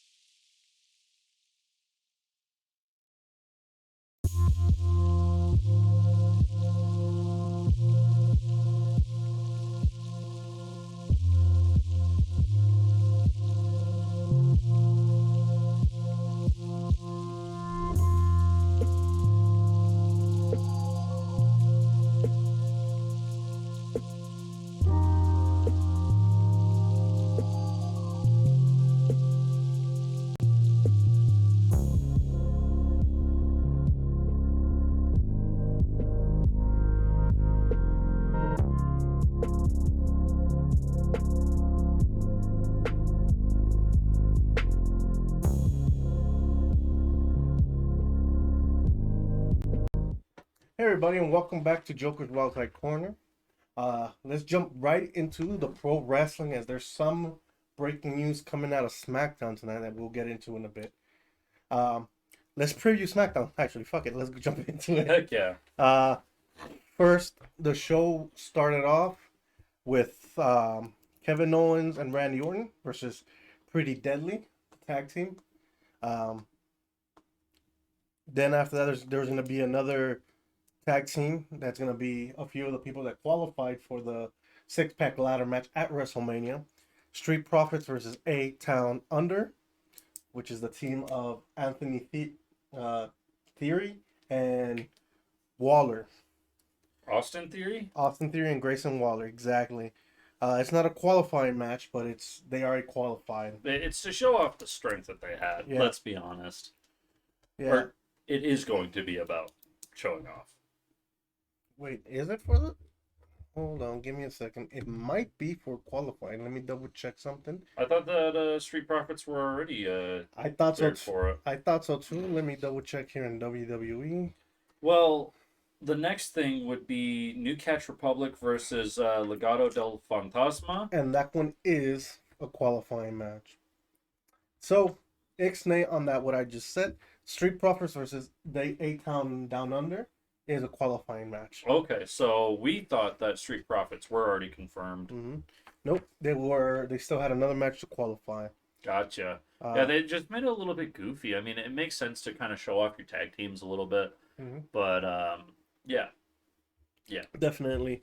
And then Bianca Belair versus Dakota Kai with the debut of Jade Cargill. With that being said, already announced for WrestleMania, as soon as she debuted, Jade Cargill is going to tag with Bianca Belair and I can't remember her name right now. Damn it. I'm having such a brain fart right now. Naomi versus the Kabuki Warriors and Dakota Kai from Damage Control. Really? I didn't think Naomi and Bianca... Well, I mean, it kind of makes sense that Bianca Belair, Naomi, and Jade Cargill would all be together. Mm-hmm. But Naomi with Bianca was kind of like the last thing I was thinking. Yeah. But I wasn't seeing that either, but yeah. Hey. It's a little bit left field, but I'll take it. Yeah. Also, the winners of those tag matches have been announced. So the match is complete, the six-pack ladder match. I'm just going to say it since it's already done. It should be all everywhere. Mm-hmm. A-Town Down Under beat the Street Profits to qualify. And New Catch Republic, which is Pete Dunne and Tyler Bate, beat El Legado del Fantasma to qualify for that ladder match as well. Gotcha. So we'll be making predictions here next week for WrestleMania. Probably either Monday or Friday. We'll probably make our predictions Friday for WrestleMania. All right. Because it'll be coming right around the corner. No, isn't Friday the first day? No. It'll be 6 and 7. 6 and 7. Okay. Friday should be NXT and the Hall of Fame induction. Moving on, we're going to go into previewing AEW Rampage and AEW Collision happening today and tomorrow. For AEW Rampage, we don't have a lot.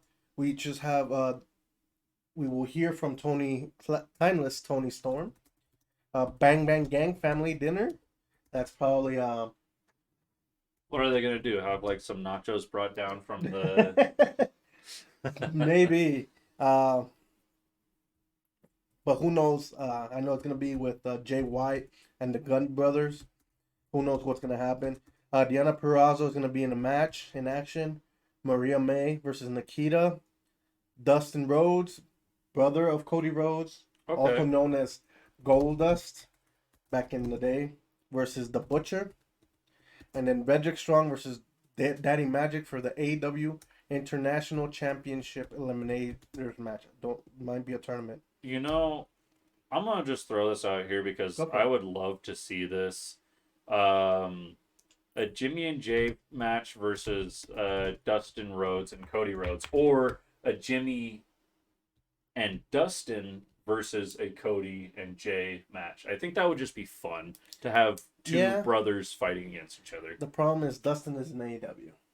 Yeah. So they would have to work a contract out so they could work together. I mean, even if it was like a collaboration event. Yeah. Good luck with WWE, but it is possible. It's not completely out of the imagination. Yeah. So, I mean, I think it would just be fun. Mm-hmm. Doesn't necessarily even have to mean anything. And then now for AEW Collision, we have a few matches here for the AEW World Tag Team Champions tournament qualifier quarterfinals. Ricky Starks and Big Bill, former tag team champions, versus Top Flight of Darius and Dante Martin. Another quarterfinal tag team match. FTR, Dax Harwood and Cash Wheeler versus the Infantry of Carly Bravo and Sean Dean. I have my favorites for both of these. I kind of see who's going to win on these. Adam Copeland's TNT Championship Open Challenge, so formerly known as Edge, is going to have an open challenge for it. Who will come out? That is really cool. I want to see. I don't want to see Christian anymore. Get him off TV for a while. I feel like Christian's going to challenge it, and then he's just going to be pushed away from it. Mm-hmm. Maybe the Prodigy. That's what I was thinking. That's what I was thinking too. I'm like, maybe he come in for Christian, or even Luchasaurus. What's his name? Kill Switch. I mean, my gut reaction instantly said Kill Switch, and then I thought about it for more than 2 seconds, and I was like, nah, it makes sense for the Prodigy to come through and wipe. Yeah, it does. And then finally, the Righteous, Dutch and Vincent and Lance Archer versus Brian Danielson, Claudio Castagnoli, and Katsuyori Shibata. Oh, you're excited for this. Oh, fuck yeah. This is right up my alley. Uh-huh. I'm gonna love it. Yeah, you love Shibata. One side a lot more than you love the other. Yeah, pretty much Daniel Bryan, Castagnoli, and Shibata. Yeah, no, it's like your dream team right over there. Close to my dream team. But anyways, moving on, let's talk about review what happened on Raw. Before we get started, what an ending to Raw. What a fucking ending. We'll get more into it here in a bit.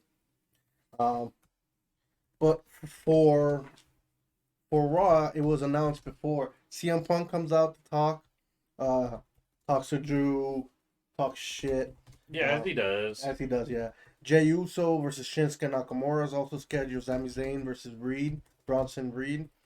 Ivy Neal versus Candice LeRae. Ricochet versus JD McDonough. I'm so excited this got some time. That's good. Both of them are good wrestlers. Andrade versus Ivar, that was changed to one of the Imperium tag teams, which I can't remember right now. That's what you were saying? Yeah, I just can't remember who it was. But the show starts off with Cody introducing the show. And then surprise, surprise, right in your eyes, The Rock appears. As he does. Boy. Anytime one of those guys show up, Rock has to show up behind him. Yeah. Most of the time. Boy, that energy blew the roof off that place. As soon as his music said, hit ya, wow, the crowd went fucking nuts. The thing was, The Rock didn't say anything in the mic. Mm-hmm. He whispered to Cody. There was a lot of talks of what it was. Did you guys read into that? No. I didn't Um, know that he whispered or anything. No, he just whispered or said something directly to him, not on the mic. He pretty much said, "I'm gonna make you bleed by the end of the night." Okay. Oh boy, we'll come back to that one.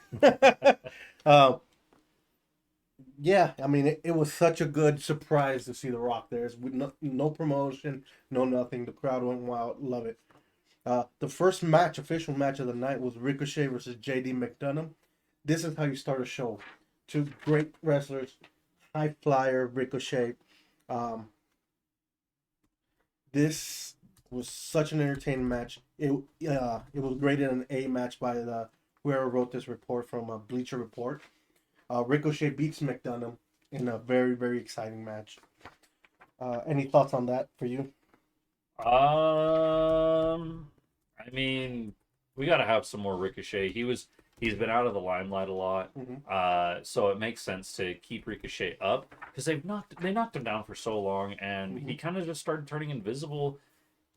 He didn't do much, and when Agreed. he showed up, he got beat up. I think one of the most notable things was like he was starting to win, and then AJ Styles, if I remember correctly, came in and just kind of killed his streak, and then he disappeared after that. Yeah.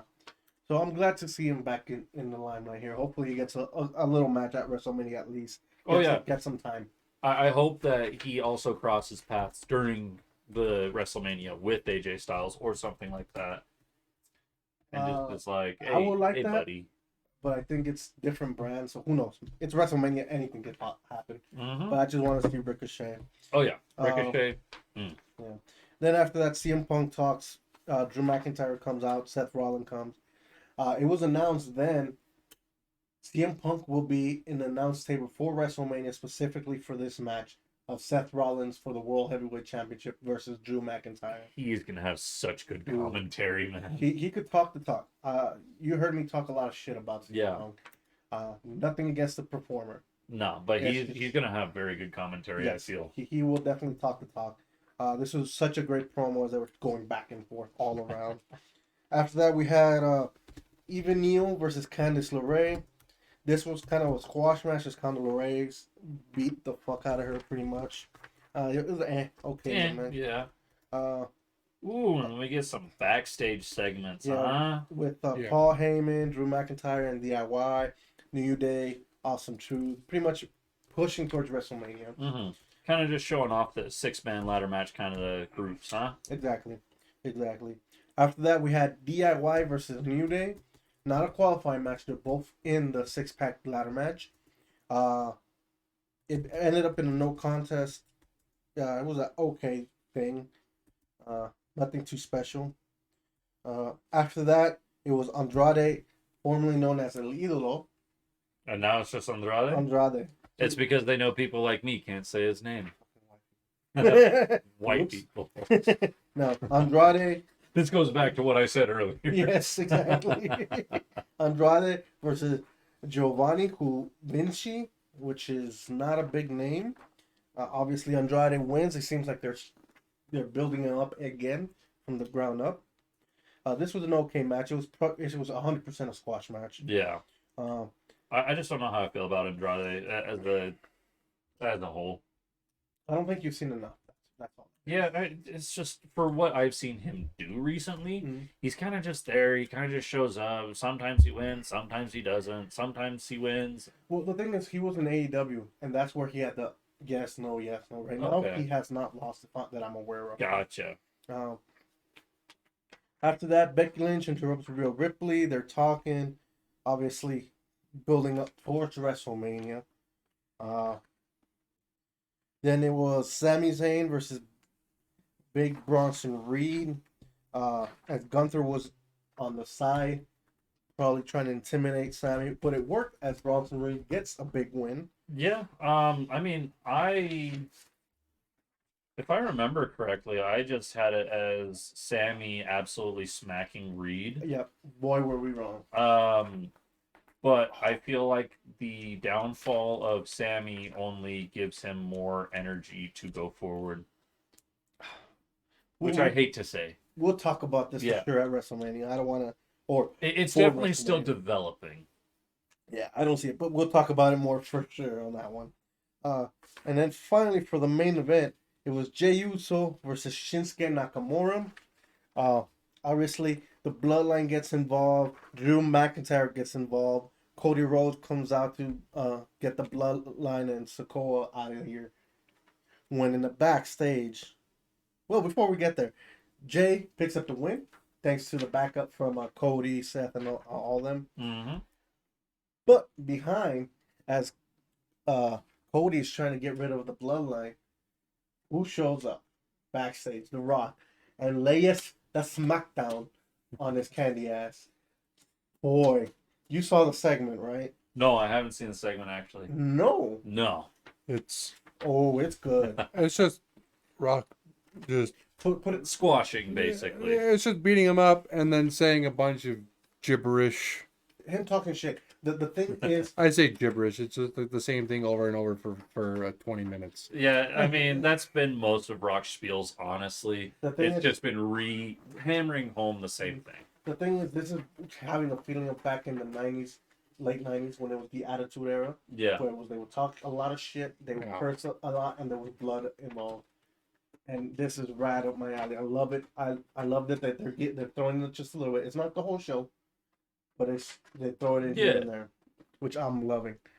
Yeah, because we're definitely in the new era, and Yes. it doesn't make sense to go back an era. It's nice to visit, Mhm. but But that was Raw. I fucking loved, especially the ending of it. Like you said, it was a lot of gibberish, but it was him talking his shit and him being the fuck out of Cody. So I loved it. Even though I'm a fan of Cody, I'm still Yeah. a bigger fan of The Rock. I mean, The Rock is good. Everything that he's basically touched has been gold. Mm-hmm. Even though it hurts me to say it, but yeah. Next, let's jump into NXT. There was a few matches that were pretty good. Dijak versus Sean Spears. I did not see this coming, but Dijak takes a big win in a good match. I think I mentally had Dijak. Yeah, so it seems like they're gonna push him a little more. It's sad to see because Sean Spears just got back. I don't think he should have lost here, but that's just me. Unless they're trying to pit Dijak versus Spears. Yeah, no, I think Dijak is gonna be the next one to really contend versus the Mhm. title. Okay. So the feeling I'm getting. Yeah. After that, Taya Hell versus Jasmine Nix. With Chase U and JC Jane. Yeah. So this was, because Hell betrayed Nix and Jane. Hell gets a win, but then gets beat up after the match. Sad to see, but hey, shit happens. Oh yeah. Then after that, Natalia shows up in NXT. Interesting. Yeah, she goes up against Lola Vice. It was an okay match. Natalia wins, obviously, as she's from the main roster. Nothing too crazy there. Ilja Dragunov, I always fuck up his name. Ilja Dragunov versus Channing Stacks, LaRosa, with Adriana Rizzo there. Dragunov gets a win by pinfall. It was an okay match, nothing too big. They're just still building up for the Stand and Deliver at WrestleMania weekend. At WrestleMania weekend. Mm-hmm. There was some stuff backstage in the ring. Ridge Holland announced that he's stepping away from the ring. This was graded D. We already had a segment like this recently where I butchered. Yeah. I'm not a fan of this, especially if he's not injured per se. Yeah, it's just I'll say it. You don't say nothing because I know you can go on. Yeah, It's mostly just the injury thing, and it's just being whiny mopey, yeah. and there's no reason to be whiny mopey. I think they just brought it up too quickly from the last one. Yeah, So I think they should have waited a just while. slap a band-aid on it, Mhm. walk away. There was some stuff with Roxanne and Lyra Valkyrie as they're gonna face up at WrestleMania weekend for the NXT Women's Title. I'm so excited for that. Don't judge me. I'm just laughing, man. I'm just laughing. I'm not saying much. I love it. Then Josh Briggs versus Duke Hudson. Briggs gets a big win over Hudson in a pretty good match. Nothing too crazy. Then after that, it was a tag team qualifying match. I don't know why they're qualifying. They're fucking champions. The Wolf Dogs of Baron Corbin and Braun Breaker versus Alpha Academy. Braun Breaker and Baron Corbin defeat them in a good match. And that was pretty much it. Nothing too crazy. It was just a simple show building up for WrestleMania weekend, pretty much. Yeah. And then Getting the hype. yeah, pretty much. And then finally, let's go into AEW Dynamite. The show starts off with the bang of Will Ospreay versus Shibata. Man, I saw highlights of this match. I need to go back and watch it, but it was some hard hitting stuff. I need to show you some of it, but yeah, it was such Some nice technical exchanges, it's looking like. and some chops and hard hits, dude. It was some hard hits. It was a good match. Definitely great to start off the show. I'm loving that they're pushing Ospreay, but I'm also loving that Shibata is showing what he can do. After that, the Young Buck versus Private Party. This is for qualifying for the tournament. Young Bucks said they were gonna fight clean. But Yeah. yeah, yeah. Towards the end of the match, they tried to use a bell, and then ended up backfiring as Private Party grabbed it and tried to use it on them. But Young Bucks actually ended up low blowing Private Party. So Young Bucks get the big win. It was an okay match. Like I said, Young Bucks, anything they do is fucking crazy. Mm-hmm. Young Bucks are probably on my more favorite end of favorite tag team right now. Yeah. Although props to Private Party as they also did they stole one of Young Buck's finisher. Can't remember the name of it right now. Let me see if I can. What's got you acting like that? Okay, I was just done looking and trying to find other news. Oh, I thought it was like an upset, like, oh my gosh, they're doing that. No. Going back. No. After that, it was a four-way match. The women going at it as Chris Statlander versus Sky Blue versus Anna I know Jay you were waiting for this match. versus Will Nightingale.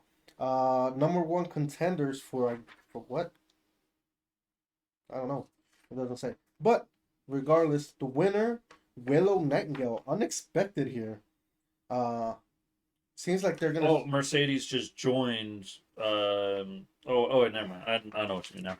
Yeah. Never mind.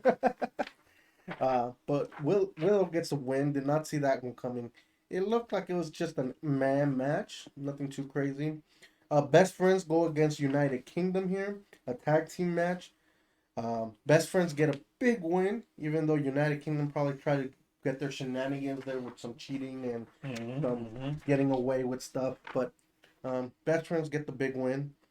Then we got Swerve Strickland versus Takeshita for the main event, and they're still strapping the Rocket to Swerve. This was a good match. It should have. I think the grade is a little low for what it was. Okay. But what I saw at least, Samoa Joe gave a quick interview backstage as Strickland also celebrated after he won. But yeah, this was such a good match. I think it was a little underrated here. I mean, just from reading it, it seems like it should be at least A-. Yeah. At least A-. Definitely. But yeah, those were the shows from this week. We have not done a lot of TNA because they have not been quite in the news lately. We will see if we start talking about them a little more as well, as they're the other one that has a weekly show. But moving on from the shows, there's a big rumor here finally that Drew McIntyre will sign a new deal with WWE as his new one runs out right after WrestleMania. Gotcha. Which supports my it draws the lines where we're leaning now. With that, there's also rumors that Seth Rollins will be signing another contract as well. Interesting. Yeah. Now that throws it off a little bit more again. I'm definitely behind the line of I don't think Seth is 100% and he should still sit back. I agree. I definitely agree. but it will be a big. This is probably going to be something that I'm going to be leaning left or right towards during the match. I definitely have my direction I'm going, but this is a very difficult match to choose. Agreed. Actually, no, I have my pick. I'm not moving from it. But regardless, other good, somewhat good news. Even though MJF is injured, he's still recovering from all that. He was also taken off from the AEW website. He is apparently still on the contract with AEW. That's good. Which I is don't think that MJF should be just gone like that. Yeah, he's Agreed. injured, but I don't think he's that injured. No. Well, the other thing is it looks bad on a company when they let go or let a contract expire on a wrestler that's injured. Yeah. It looks very bad. So I'm glad AEW at least is covering that basis. But nothing besides that is known about MJF or what he's gonna do next. Gotcha. Also, speaking of TNA that we just mentioned, Ace Austin has re-signed with TNA Impact Wrestling. He was the most recent tag team champions. I don't know if they're tag team champions yet still, but I wish he would go to AEW, but AEW also is loaded with stars right now. So keep getting your money, keep showing up what you can do in TNA. So this was brought up from Monday Night Raw, actually, this next one. During CM Punk's promo, he dared Drew McIntyre to say a specific name. Who used to call him the Chosen One. With that, news has surfaced that Vince McMahon's name has been banned in all WWE TV. Can't say his name. I mean, obviously, with all that's going on right now with him, do you blame him? No. Not at all. Not at fucking all. With that, we also have two pending surgeries. Kenny Omega, after quite a bit of being diagnosed with, I can't remember the fucking always.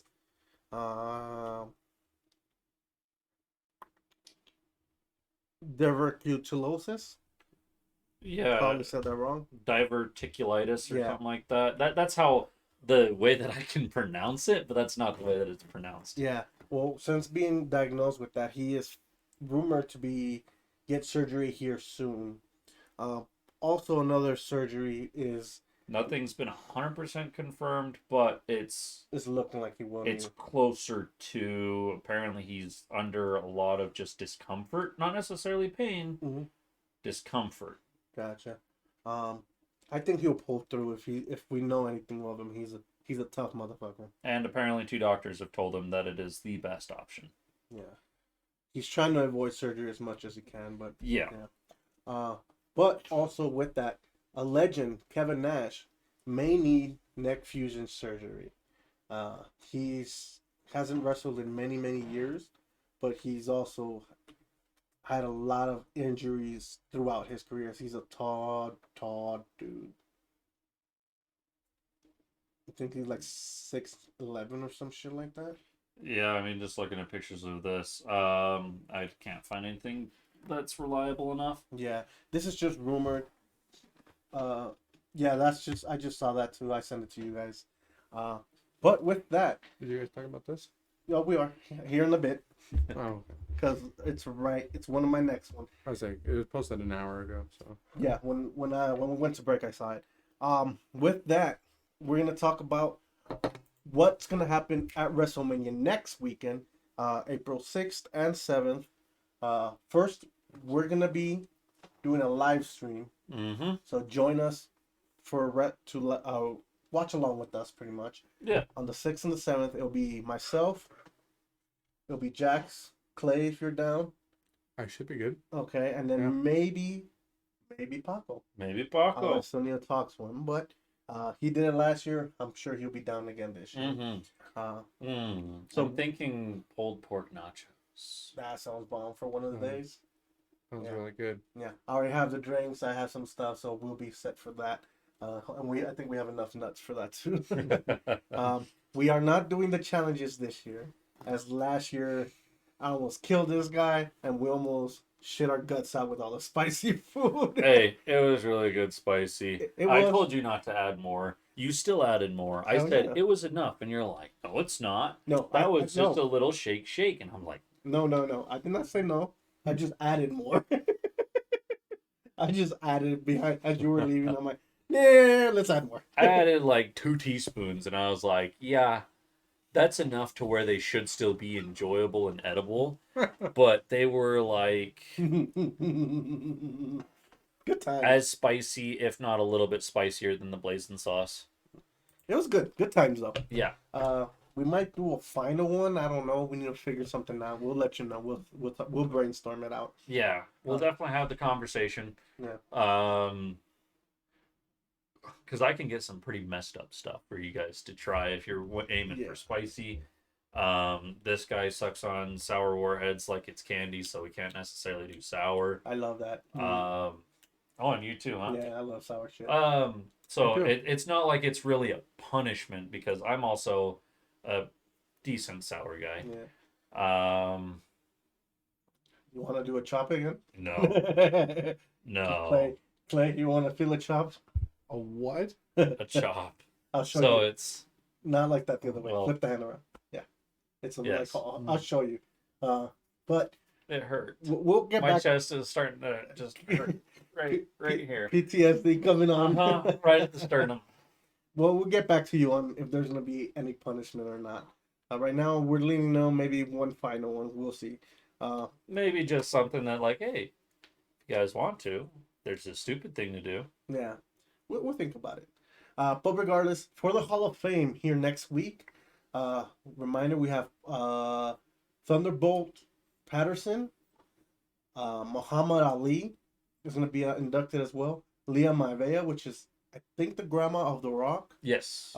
Tag Team U.S. Express, Bull Nakano, which is a female Japanese wrestler, and the big name, Paul freaking Heyman, man. Hell yeah. I mean, I'm excited for him alone. Yeah, I think Paul Heyman deserves it. He's 100%. He's pretty good. 100%. And you guys are not aware of everything he's done. There's still so much that he did before, which we'll talk about. I've only known him as the mouse of Roman Reigns. Mouse.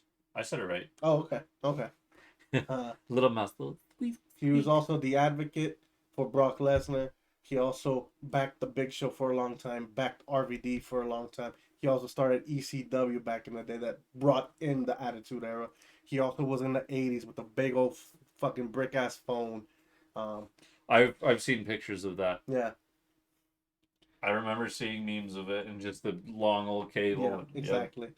So he deserves definitely to be in the Hall of Fame.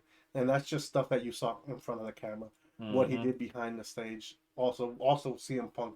He was with CM Punk for a long time. So well deserved and excited for that. Now to what you all want to talk about. WrestleMania 40. The matches. To add it today, as Clay just mentioned as well, the 6 women tag match with Bianca Belair, Jade Cargill, and Naomi versus the Kabuki Warriors and I can't remember her name now. Dakota Kai. That one, I don't know. I think it's the filler match. Might be one of them. Definitely one of them. Also completed finally the match. The 6-pack ladder match for the Undisputed Tag Team Champions was announced. The final opponents are in.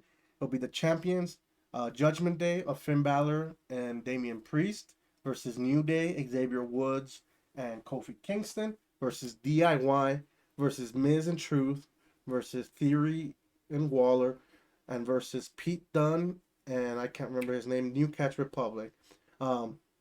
This is going to be, I think that's going to be the match of the night. But I'm so excited for that. We're not going to do any predictions just yet. Oh my gosh. Pete Dunne and Tyler Bate. Tyler Bate, definitely. But yeah, I think this will steal the show. If not, it'll be one of the top matches for sure. I like the chaos that's coming out of this match. It's going to be the big match, I feel. One of, yeah, for sure. Also announced tonight is going to be Rey Mysterio and the new member from LWO, Dragon Lee. You were so I, excited for I that, man. called it. I fucking called it. Versus Escobar Yeah. and Dump. And dumb. And Dump.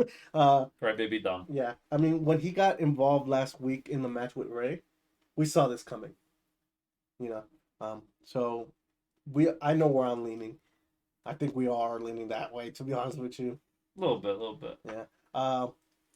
The other matches we have is LA Knight versus AJ Styles. They had a good promo video of them kind of filming like cops as them fighting around AJ's house. It was great. Jimmy versus Jay, blood versus blood, me versus me, as he likes to say. Mm-hmm. And then there's going to be a triple threat U.S. title match. Logan Paul, the champion, will defend his U.S. title versus, I was about to say Rey Mysterio, Randy Orton, and Kevin Owens. We have, obviously, the six-pack tag match that I said. We have the tag team, not champions, tag team match of The Rock and Roman versus Cody and Seth Rollins, with the disclaimer that if Rock and Roman wins, the Cody versus Roman Reigns, the following night for the title, will be Bloodline rules. We also have the IC title match. Oh, excuse me, a little bit of air in my stomach. Gunther versus Sami Zayn. Mm-hmm. We have the World Women's Champion, Mommy Ripley, versus Becky Lynch, the man. You. We got the World Heavyweight Champion, Seth freaking Rollins versus Drew McIntyre. WWE, like I said, Universal Champion, Roman Reigns versus Cody. And Thank you for the follow. thank you. And then we have the WWE Women's Champion, Io versus Bayley. Thank you for the follow, man. I don't know where it ended up. I don't know either. I forget where things are. We don't get follows. Yeah, Dice X Max, thank you for the follow. thank you, brother. And then we will get you our predictions next week. Monday, we'll tell you where we're leaning to on Monday, and then Friday we'll give you our final predictions. But also remember to join us next Saturday and Sunday, April 6th and 7th, for WrestleMania Night 1 and Night 2. What's your question, Max? Oh, go for it. Shoot. What is, while we wait for the question, what is the match that you're looking forward to, guys? I'm probably like, other than the six-pack ladder match, my next follow-up will probably be Jimmy versus Jay. Oh, okay. Okay. I Mine's like a triple match. Logan, Randy. Okay. Okay. Oh, yeah. Because like I've told you guys, I'm a big Randy fan, Mm-hmm. but with that one, I'm pretty excited for. Okay. So we did cover the new NFL kickoff rule a little bit earlier, but we can definitely recover it for you real quick. Yeah. I'm more on the side of it's going to change things up. Mhm. No worries. No worries about that. I'm going to be a little bit more excited to get some more movement on the games instead of it just being dead plays. Yeah. And no worries. Just tune in next time, man, and then you can catch it from the beginning. And yeah, Yeah. we'll be able to chat with you all night long. Yeah. Fourth seed Duke makes defensive stand late to beat one seed Houston. Oh, yeah. Duke goes on Oh, in yeah. NCAA. I'm still alive. But for me, I think the new kickoff rule will definitely benefit the league, as kickoffs is just boring, and it's just Especially this last year, dude. It's just a movement. It legit, the kickoffs is only helping the receiving team because, like we went over the stat, there was only 22% of kick returns was returned, like they actually ran it. Yeah, exactly. And this will help improve it, because from the 20-yard line to the end of the end zone, if they catch it, they have to run it. They cannot just sit still. Mm-hmm. And it makes it easier for both teams to actually do something. Plus for us, it's also entertaining. Yeah, but I mean, like they said in the when they were talking about the specifics of it, over 2,000 dead plays because no one was returning them. Yeah. out. Yeah. As if they even just get to returning half of those, a lot more excitement. Like they said, also the Super Bowl had no returns, and that's a very exciting part of the game. If you could bring that to the house, I mean, the energy explodes, and it just seems like more is happening. Yeah. And to answer your other question, Dice, the new tackle rule Suck. I think it's so stupid, You but don't want to watch flag football. flag- it's the one I would say you could say benefit of it. It's going to be less injuries of the ankles And for that- players. That's but the only reason they that's put the it only there. reasoning. But other than that, Mhm. they're just increasing receivers and the offensive team Mhm. to Your defensive to team is just go going to be far. like, It's- here you go, just yeah. run it through. Let's see how many points we can get this game up it's just to. guaranteeing the offensive team to actually get yardage if it's not a hip drop tackle. But that's pretty much it. But I think it's dumb. We'll it's see bull. how it plays out. I but- think it's bull. Like No. I said, all the reason they're putting it is to cover their ass for injuries and further lawsuits that they were talking about. We're not gonna get too much into If it. anything, they should do better on training, on Well, not how only to that, tackle. There's a simple way to get over this. Yeah, exactly. When they sign up Yes, to play this sport, exactly, Dice. Yes. yes, definitely. It's already hard enough with all these other rules, especially hitting the quarterback, head contact. You can't hit here, you can't hit there. The target zone is here. The collar. I mean, everything is just making it more and more difficult for defenses. Yes. But if they want to protect themselves from lawsuits down the line, it's simple. When they sign a contract, You're going to get injured. thank you. This game is a physical game. There will be injuries. Do not blame the company. You are doing this in your own free will. or hire or do better training with on training on how to tackle, pretty much like benefits of tackling. That will help, but I think covering it with if they're the reason they're doing that is to cover their ass. No, I just don't think people know how to tackle anymore. No. Stop that. Not that part.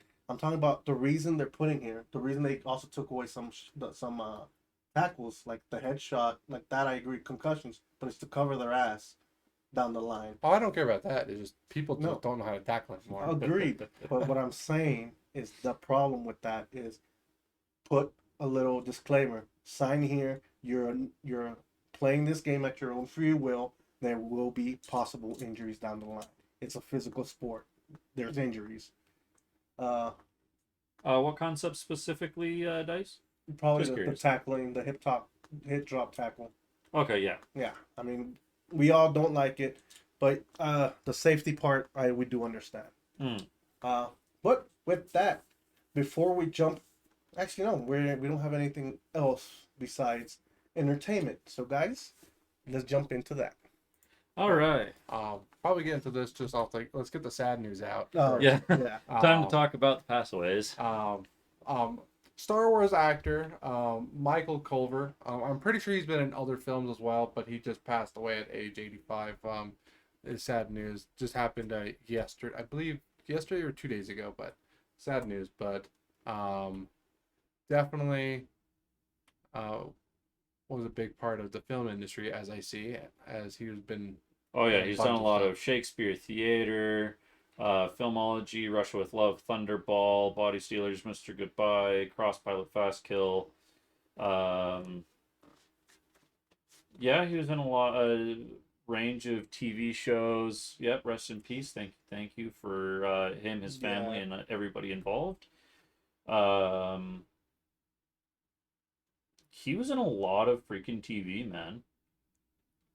Yeah. Few documentaries. But other than the sad news, let's get into some other more some of the other news here. As one of the new actor, not new actors, but a new cast to the Batman 2 movie, Boyd Halbrook Oh yeah. has been casted to play Harvey Dent or Two-Face Mm-hmm. in the new Let's go. Batman 2 film. Can't wait. I want to see this. Definitely very interesting on that, and hopefully he does well. Yeah. On that casting, and then Happy Gilmore 2 is now confirmed. It's not just Maybe. we're talking about making a script. Here's a script. Now it is confirmed that it will be made and put on Netflix. Yeah. Very excited for that, as I love Happy Gilmore. And it's Adam Sandler's writing. So Yes. we're getting Adam Sandler writing with Netflix funding, which could have a lot of high funding there.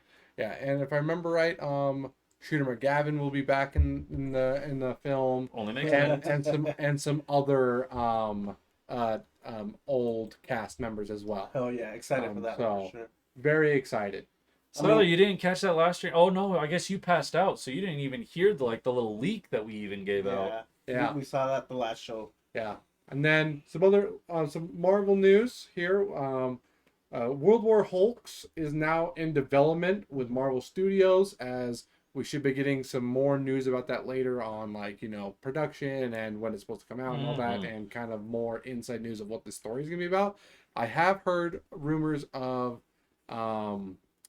Harrison Ford supposed to be in this movie as well. Interesting. But that I've heard about this from a lot of different sources, so I'm not sure.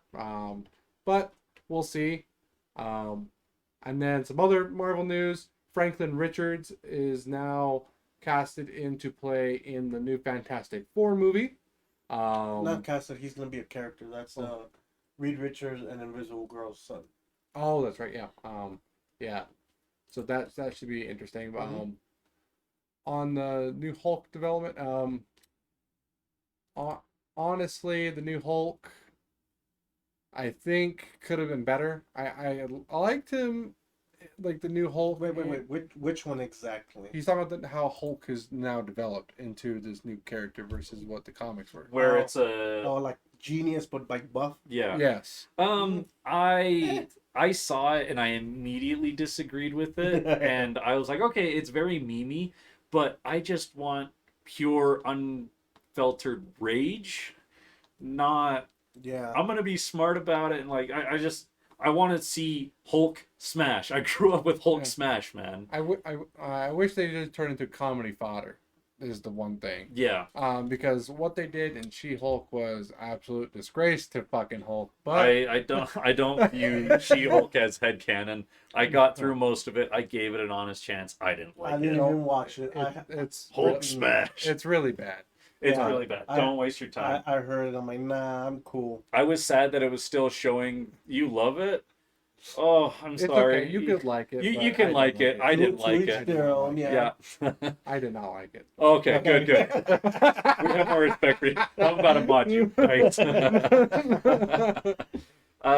Yeah, no, it was just bad. I didn't like the story. I didn't like the direction. I didn't like a lot about it, and that's just me. Formulate your own opinions. Gotcha. Yeah. Yeah. Gotcha. Yeah. But other than that, we also got some news. We talked about this before, but it looks like they kind of confirmed it now. They are rebooting Pirates of the Caribbean.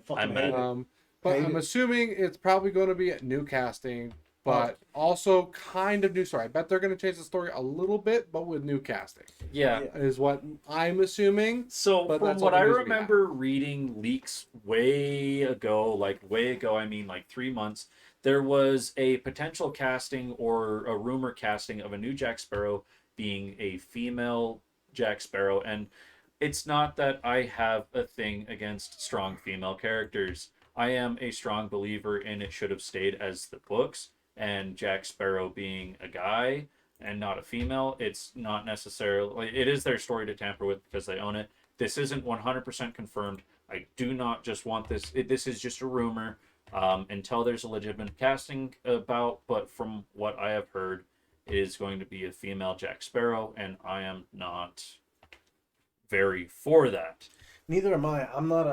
I'm not looking forward to this, as I am a big fan of the original Pirates of the Caribbean, the one with Jack Sparrow, with Johnny Depp. Depp, thank you. Brain farted. But I don't think it needs one. That's what the problem is. What they had already, besides the last few films that could have been a little different, yeah, it was very, very good. So I don't know why they're doing this, but I mean, money grab. Mm-hmm. I will say this. Johnny Depp doesn't need to be Jack Sparrow, but in an essence, he is Jack Sparrow. Yeah. So no, that is true. I don't think this is a money grab.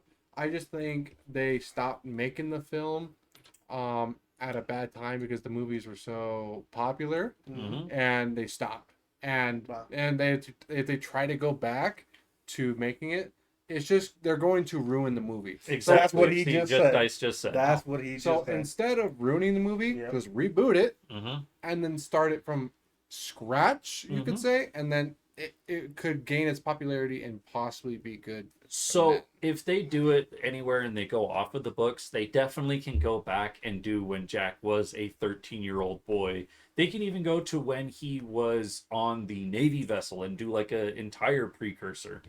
Or well, didn't they do that with I think- like Captain Salazar and all that? Yes. No, they did a flashback to when he was Okay. young. Flashback. Where he caused Salazar to lose everything, Yeah. pretty much. Yeah, And that's after he had turned pirate, though. yeah. So I think a prequel could be really nice and kind of give like a little bit of weight behind why Jack is in his motives. And apparently he gets very deep in some lines that he said that even do reference some of the books in the first movie. I don't necessarily want to get into all of it, but there's a lot of lore in Pirates of the Caribbean. Yeah, I mean, if they don't try to tell the same story, it might be okay. That's what it is. Whatever they did, leave it alone. If they're gonna do it, reboot or whatever, do something else. I think they could retouch it up. No, I'm good. They're gonna ruin it. Just like Dice said, I think they're gonna ruin it. Yeah, I feel Yeah. that. Definitely. Anyways, enough bashing right here from this. And the next one is we have next Netflix has a new sports series called Receiver, piggybacking off the quarterback one they had last year or the year before. Already announced is Adams from the Raiders. I know the Vikings receiver. What's his name? Justin Jefferson. Jefferson's also in there, and probably a few others. I didn't finish quarterback. Did you watch it? No. No. Never heard of it. Yeah, it was just It's on our list to watch. We just we never finished it. It's just seeing behind the scenes of it. We had for quarterback, we did. phenomenal documentary. Man, you're gonna convince me that I have to go back and watch Yeah, we it. might have to watch it. The only problem that I had with it was, which you also do not like, was Patrick Mahomes. Brittany Mahomes, his wife. I her, mean, his family. her annoying ass. Yeah. Yeah. 10 out of 10, huh? Okay. I mean, I did enjoy seeing the day to day and how much they have to actually put in work for watching film, preparing for their games and all that.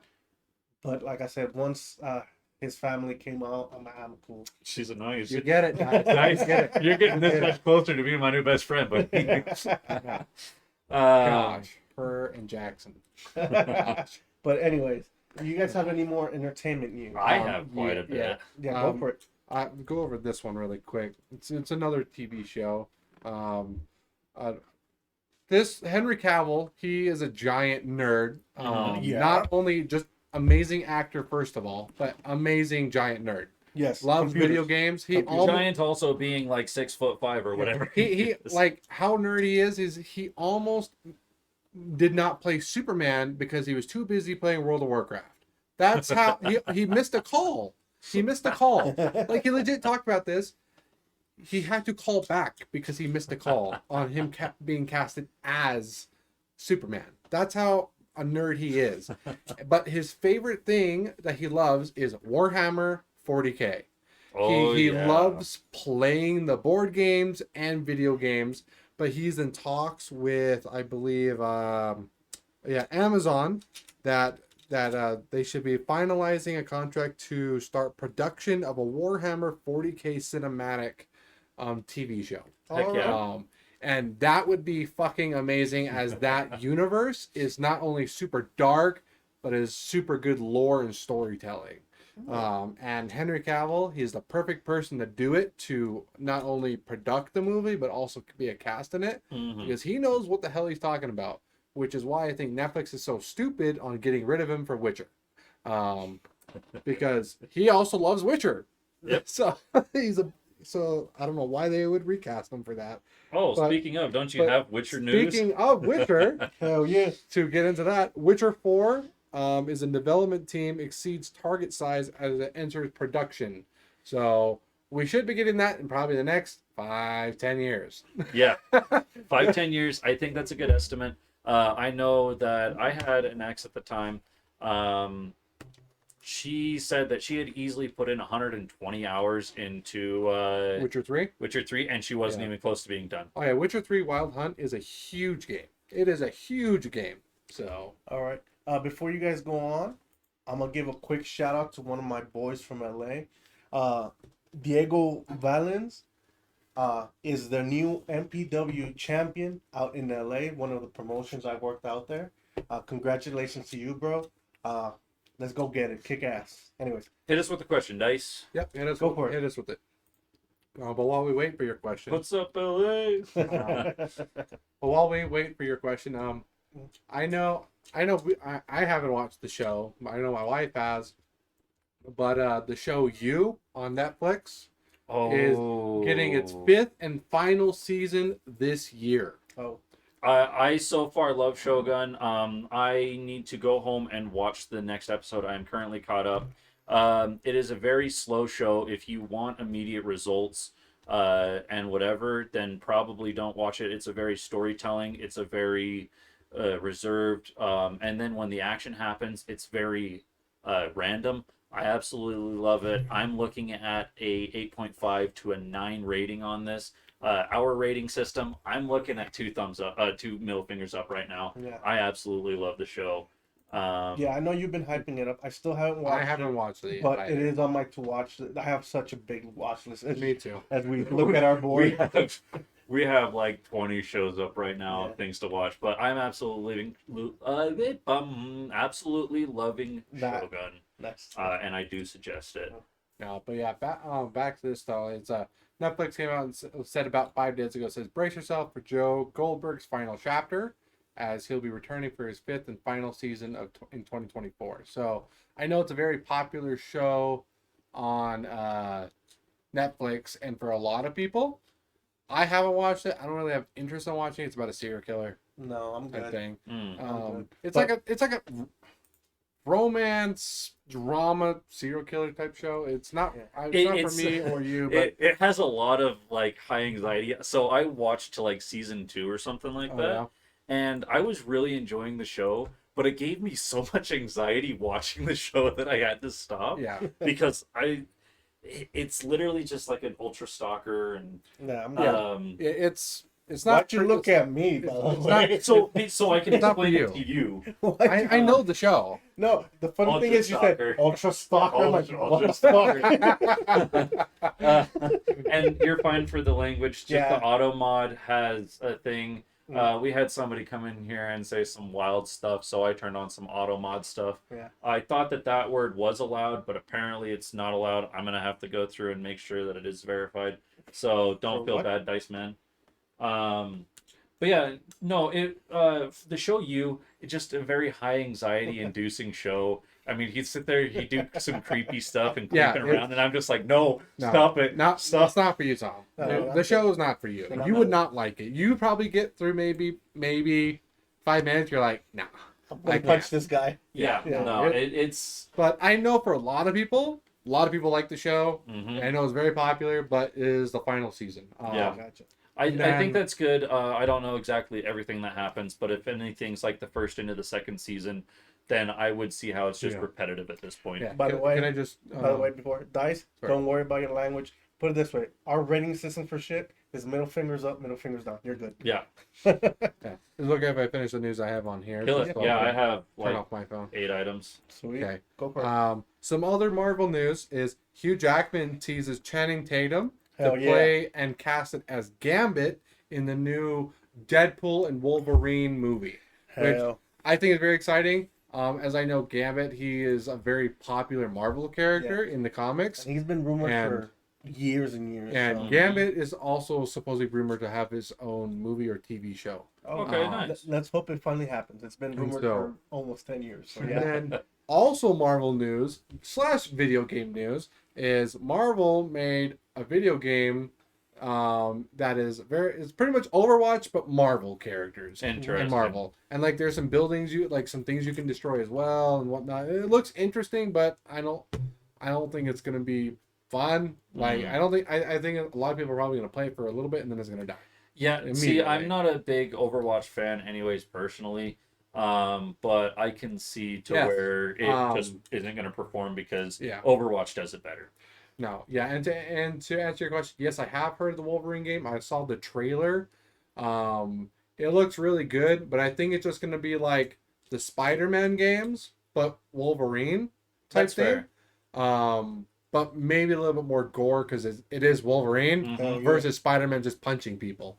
It's going to so- be stabbing people. Yeah, I think it's going to be good. Because in a lot of Marvel stuff, you see a lot of like license plates, and it's like an Easter egg. So if you can look up the license plate, it's a comic book in the Marvel, and one of the comic books that's in the trailer of him in the bar is Hulk. Gotcha. And so we may see Hulk in the game. I don't know. We're starting to deal with multiverse. Yeah, but the game looks really good. But so far, what I've seen, it's only like a teaser trailer from what we've seen of just him in a bar, but it looks really good. Yeah, that seems about the time period.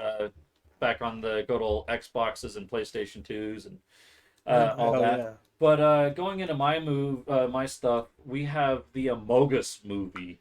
So Among Us is coming out with an animated movie where you're going to have the voice actors of Dan Stevens, who's going to be playing Blue, who's going to be a doctor, Liv Hewson, Black, a geologist, and Kamiko Glenn Cyan, a gemologist. So I know that some people, I think that this would be a good comedy show to have Among Us in an animated movie or like a light horror. I think it's gonna be like a horror drama. Yeah, it can be definitely a horror drama. I think it could be funny. It seems more like what you're saying. Yeah, I can see it gonna be like Alien. And apparently, the imposter is a morphine creature. And I'm just glad that the thread that I read was not a spoiler to who the color is. If anybody goes out and says it's this person's the imposter, I'm gonna be mad. But then that's also adds to the meme of I think Red's the imposter. Yeah. Sorry, I didn't see his one message. If it was okay if I go back, Yeah, just to make a comment on to your comment there, Dice, that you personally believe that the Deadpool Marvel movie is gonna break box office ratings. Hell yeah. Honestly, I don't see it beating Infinity War, Endgame, or No Way Home. As those or Star Wars Episode 7, I don't think it's gonna break those ratings. I do think it is going to make a very popular movie and probably break a lot of records, but I don't think it's gonna be as far as those, at least those three Marvel movies. But I do think it's probably one of the most popular Marvel movies. It's going to decimate the box offices this year, and I think it'll be the number one earner. To the recent Marvel content, it is going to break all those records. I definitely agree with you on that. But with some of the stuff they've produced before, I don't think so. Also, hit us with the questions, man. It's not too much of a concern. Just spout what you're saying, and if we feel like it's valid and something we want to talk about, man, we'll hit you with it. To be honest with you, I think Robert Downey Jr. He came out and said like a bunch of stuff saying that he's not going to return, but same as Chris Evans, he said the same thing. I honestly do think that they will. I think that they're just saying that to make us think that they're not, because like with Marvel, it is a very big hush hush with casting and future projects, because if you leak something, you're in deep shit. It's like leaking something for GTA 6. Yeah, it's very important with what they have. But I do think they will come back. I don't think they won't. I don't think they'll come back anytime soon. I think they will come back for Secret Wars. But that is it. It's a little bit of a bold statement to say he'll bring it back. I actually did have a bunch of conversations with a bunch of buddies about how the Marvel universe is dying. Yes, it is. It's just not living up to expectation. I think a big part of it is they're focusing too much into TV shows and trying to build their lore instead of just putting out a good content that it should be watchable, and they're just trying to push the story. Just like Falcon and the Winter Soldier. season 2 could happen, but now it's not going to happen just because it performed bad. See, here's my take on it. See, phase 1 Marvel, right, was a bunch of beginning, right? Iron Man, Thor, Captain America, First Avenger, whatnot, right? Those movies were good, but look at the following movies. They were all right? Mhm. Just like how we are now. Iron Man 3 is probably one of my more favorite ones, but yeah. But like how we are right now. There were a Captain few America, there were Winter a Soldier. few good movies at the start of phase 4, right? We have Mhm. No Way Home. We Mhm. had I'd say Eternals was all right. Not my favorite, but it was all right. I couldn't never get through it. Really? It was all right. Yeah, it was all right. There was a lot of stuff I did not like, but there were a lot of movies back then that weren't very good. You got Thor 2, Dark World, wasn't very good. You had some other movies, but It was not good. but as soon as they started teasing and releasing that, oh, we're getting into the Infinity Saga of them showing and coming up with movies that were coming up to Infinity War and Endgame, leading up to that, that then was they were getting good. to their magnum opus. They They- were really they were putting really out good. great content. Right now, we're early Marvel stage right now, Mhm. movie content wise, right? And our Marvel content. As soon as they start showing stuff that is leading up to something big, they're going to start producing better stuff. That's how I'm seeing it right now. As I'm a giant Star Wars nerd, and I can say there's a lot of shit fucking content in Star Wars that I can't complain with Marvel. So with that, I just think in the Marvel stage right now, we're just in some building stage Yeah, type of thing. that's what I was saying with the TV shows is they're just building lore right now, and it's just not good watchable content. But it does make sense if you're trying to build a base ground. You can't build a house without a foundation. The foundation's kind of weak, But- though. But if the Marvel, if all these Marvel movies and content start just they continue to suck ass, then we all have the right to complain. It's like, what the fuck happened? What are you guys doing? What are you doing? Type Mhm. thing. Like that's how we do. Just like with Star Wars, that's where we are right now. It's like, what the fuck are you doing? The only show I care for right now is Andor season 2 and Ahsoka season 2. Yeah, that's where we're at right now. We just have to kind of continue and wait type thing. It's just like Mhm. if they continue to produce bad movies and bad TV shows, then as fans, we need to like either stop going and watching it to show them and Kevin Feige that you need to produce better shit. Mm. Yes. But that is my take on it because I listen to a lot of Marvel and Star Wars news type stuff Mhm. that I also pick up what they're saying and put it into my own opinion. But again, look up and do your own research. Always What- do your own research. what- That's the one thing we say Yes, around here yeah. is formulate your own opinions. We'll sit there, we'll give you our opinions, but do your own research. We're here to help as much as we can, but our opinion is our opinion. Yeah. Your opinion is yours. But if you do want a good YouTuber who is really big Marvel, who also talk about other news as well, like DC, Star Wars, whatnot, look up the Den of Nerds. Mm-hmm. He pretty good. he streams pretty much every day and talks about Marvel stuff. He talks about leaks and whatnot. So if you're into that, cool. But sometimes he doesn't do leaks. So like he'll tell you if he's doing leaks or not. Mm. He doesn't want to leak to person who doesn't want to be leaked, but will because he likes it. And he talks about all this type of stuff, and he's very on being open with everything. He gives his opinion, but can also see other things. And Mhm. so if you want to listen to someone who has a very good sense of Marvel stuff, or just really anything with nerd stuff, look up the Den of Nerds. He's very good Mhm. with everything he does. All right. So next Go on with your news now. Next, I have Tony Hawk is going to be in an animated kids TV show called Skatebirds. I thought that was just something a little neat to throw out there. Yeah. Yeah, I mean, what do you do? No, I used to love Tony Hawk when I was younger, as I was a skater as well.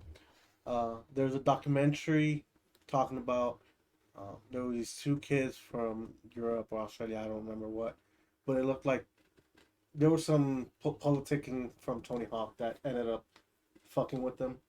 So ever since then, I lost a lot of respect for Tony Hawk. Yeah. I don't care for this, but anyways, Yeah, I thought it was at least neat enough to throw out there. yes, Um, definitely. And then one thing I'm really excited for, shit. Sorry, go on. is the Spiderwick Chronicles now has an official trailer, and that's dropping April 19th. I'm on the fence about it. I remember watching one or two of the Spiderwick Chronicle I'm excited things. for that. I love the books. I love the movies to an See, I extent didn't when I read was a any of the kid. books, but I love the movie. Explain that. So Spider Chronicles. Yeah, what is that kind of based on? It's a book. It's it's based off this book series. Mhm. Think of like Percy Jackson type vibes, right? Fantasy creatures But in it's the fantasy. real world. It's fantasy creatures Okay. in our world. Yeah, type Yeah, thing. I think that you would actually like it. If you were to watch it when it first came out, you probably didn't like it. Okay. But now, if you were to watch it with what you're into now, I think that you would fall in love with this show. Okay. I'll give it a try. Yeah, I'm excited for the show. So I was a little bit out of date for N64 Tony too. Hawk. Me too. No, that's kind of what I was talking about. You're talking about Tony Hawk Pro Skater, the first one. Tony Hawk Pro Skater 2. See, I do 2 or 3. own Old Pro school. Skater 2 and Pro Skater 3, I think. Yeah. But I haven't played it because I'm just a game hoarder. So I never owned any of that or I- had anyone that had it. I love them. I play them all the time. The problem is after what I mentioned, I got rid of everything Tony Hawk pretty much. Hmm. I do not. I got one more news. I do not like it. But let's go back into. And just as a little call out for you, Dice, it is on Xbox and PlayStation as a remaster. Yep. You can buy it as low as $15. I also got one more news. Yeah, hit us with it. It's some anime news as Yep. I'm getting into anime now.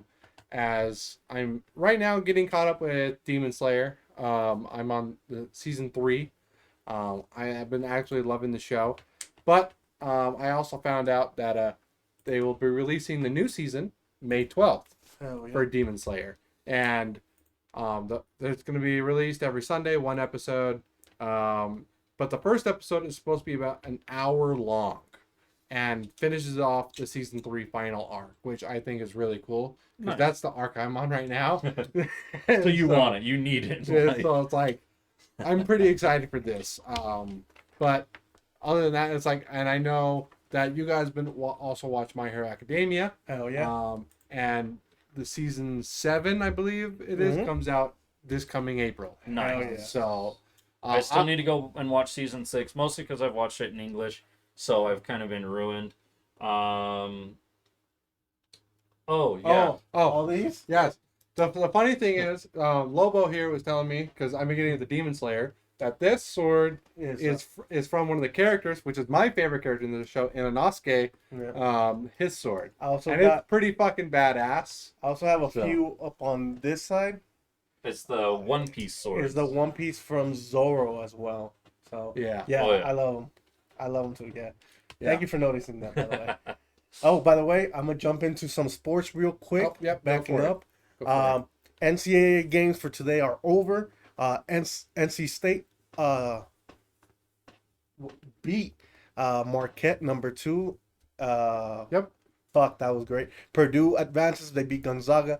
Oh, Number 4 Duke beat Houston by 3, and number 2 Tennessee moves on as they beat Creighton, whatever the hell it is. So Creighton. I am still alive. 3 of my 4 teams are still alive. But pretty much everything was a disaster. Yeah. 2 teams for me are alive. Yeah, it was just such a disaster for the NCAA tournament. Ours are in the Yes, trash. Yeah. Our NCAA bracket's done for. Put it this way: the teams that have left, 3 of them have to go to the Final Four, obviously, and then 1 of them has to go to the championship for you and me have a chance. But I think that next round is going to be another berserk. Well, now I have UConn versus Purdue, Well, which if you were to just like fix my bracket a little bit, that's who I would have in it. But yeah, well, my championship is all fucked up. His Yeah. championship's all fucked up. His championship is all right. My champion is gone. And Yeah. I chose North Carolina, and they just were defeated yesterday. So Yeah, I mean, I had James Madison versus North Carolina in the championship with James Madison winning, but James Madison lost and North Carolina lost. Who- So I had there goes all that. Arizona versus Texas Tech, and The I was just going for like a really out there pick Yeah. for the South Division, just beating everybody. who did you have, Dice? Who'd you have? Let's hit it. Not even close. Same here. Same here. I am about 30% now left. Let's see, who'd you have, Dice? But yeah, make sure you hop in next time at the start of the stream.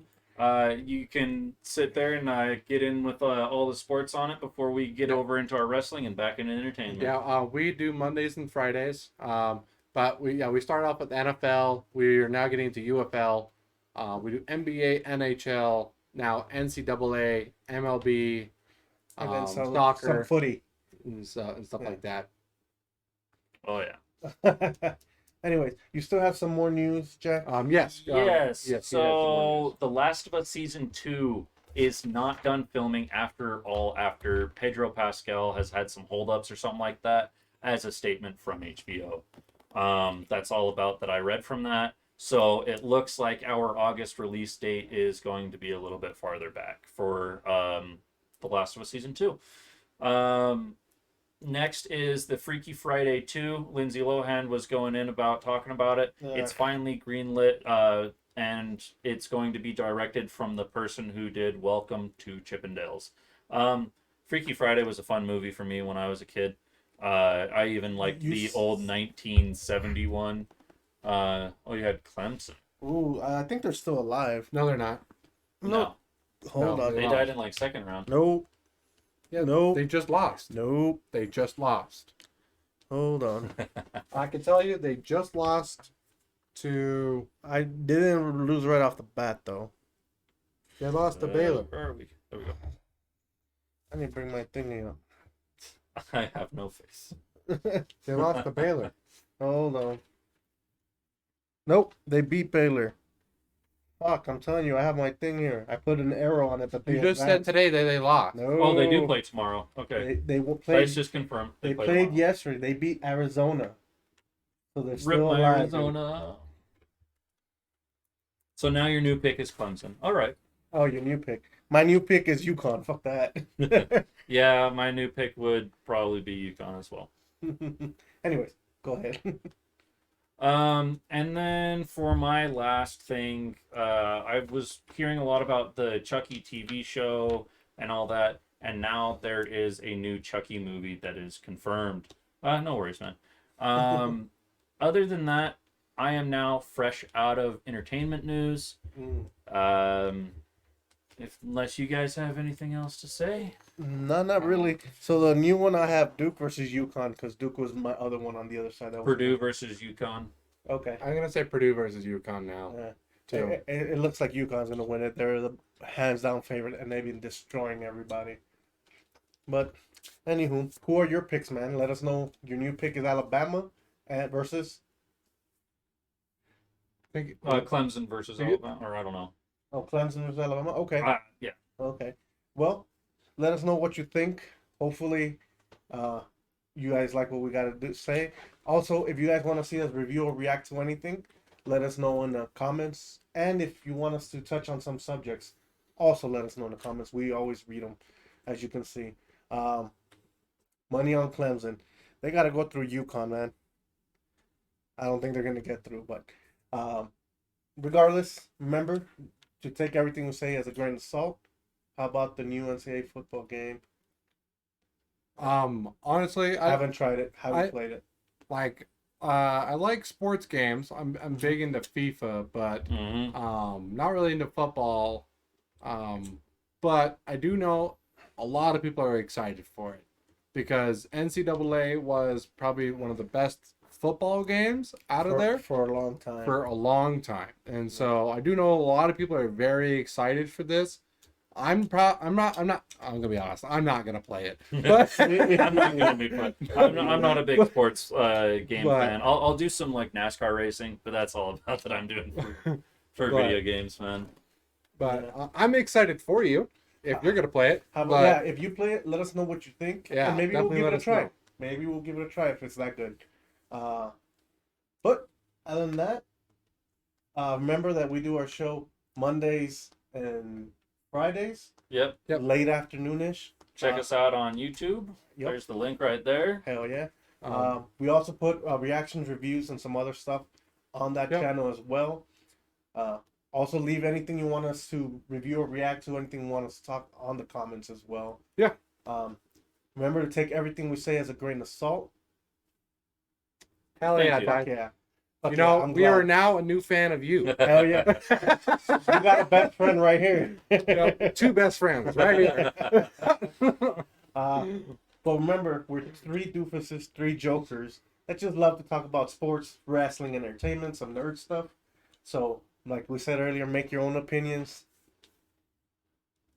Of course. Thank you. Yeah, make your own opinions. Yeah. And if We you definitely appreciate you too, man. definitely, brother. If you don't like what we gotta say or you get offended, move along. Hopefully, you got something better to do than watch these jokers here talk bullshit. Also, remember to be grateful for everything you have. Be grateful for the problems you don't have because it could always be much, much worse. And also remember, if you're going through anything, mentally, emotionally, physically, or Metaphysically, man. thank you, you always got me on that one. Reach out to somebody. Reach out to a friend, a family member. Reach out to us down here or on our social medias and J Wildside on Facebook or Joker's Wildside on X and Instagram. We'll hear you out. We understand. We also go through our stuff. But other than that, I've been Lobo, I've been Jax. I've been Clay. and this was Joker's Wildside Corner. See ya.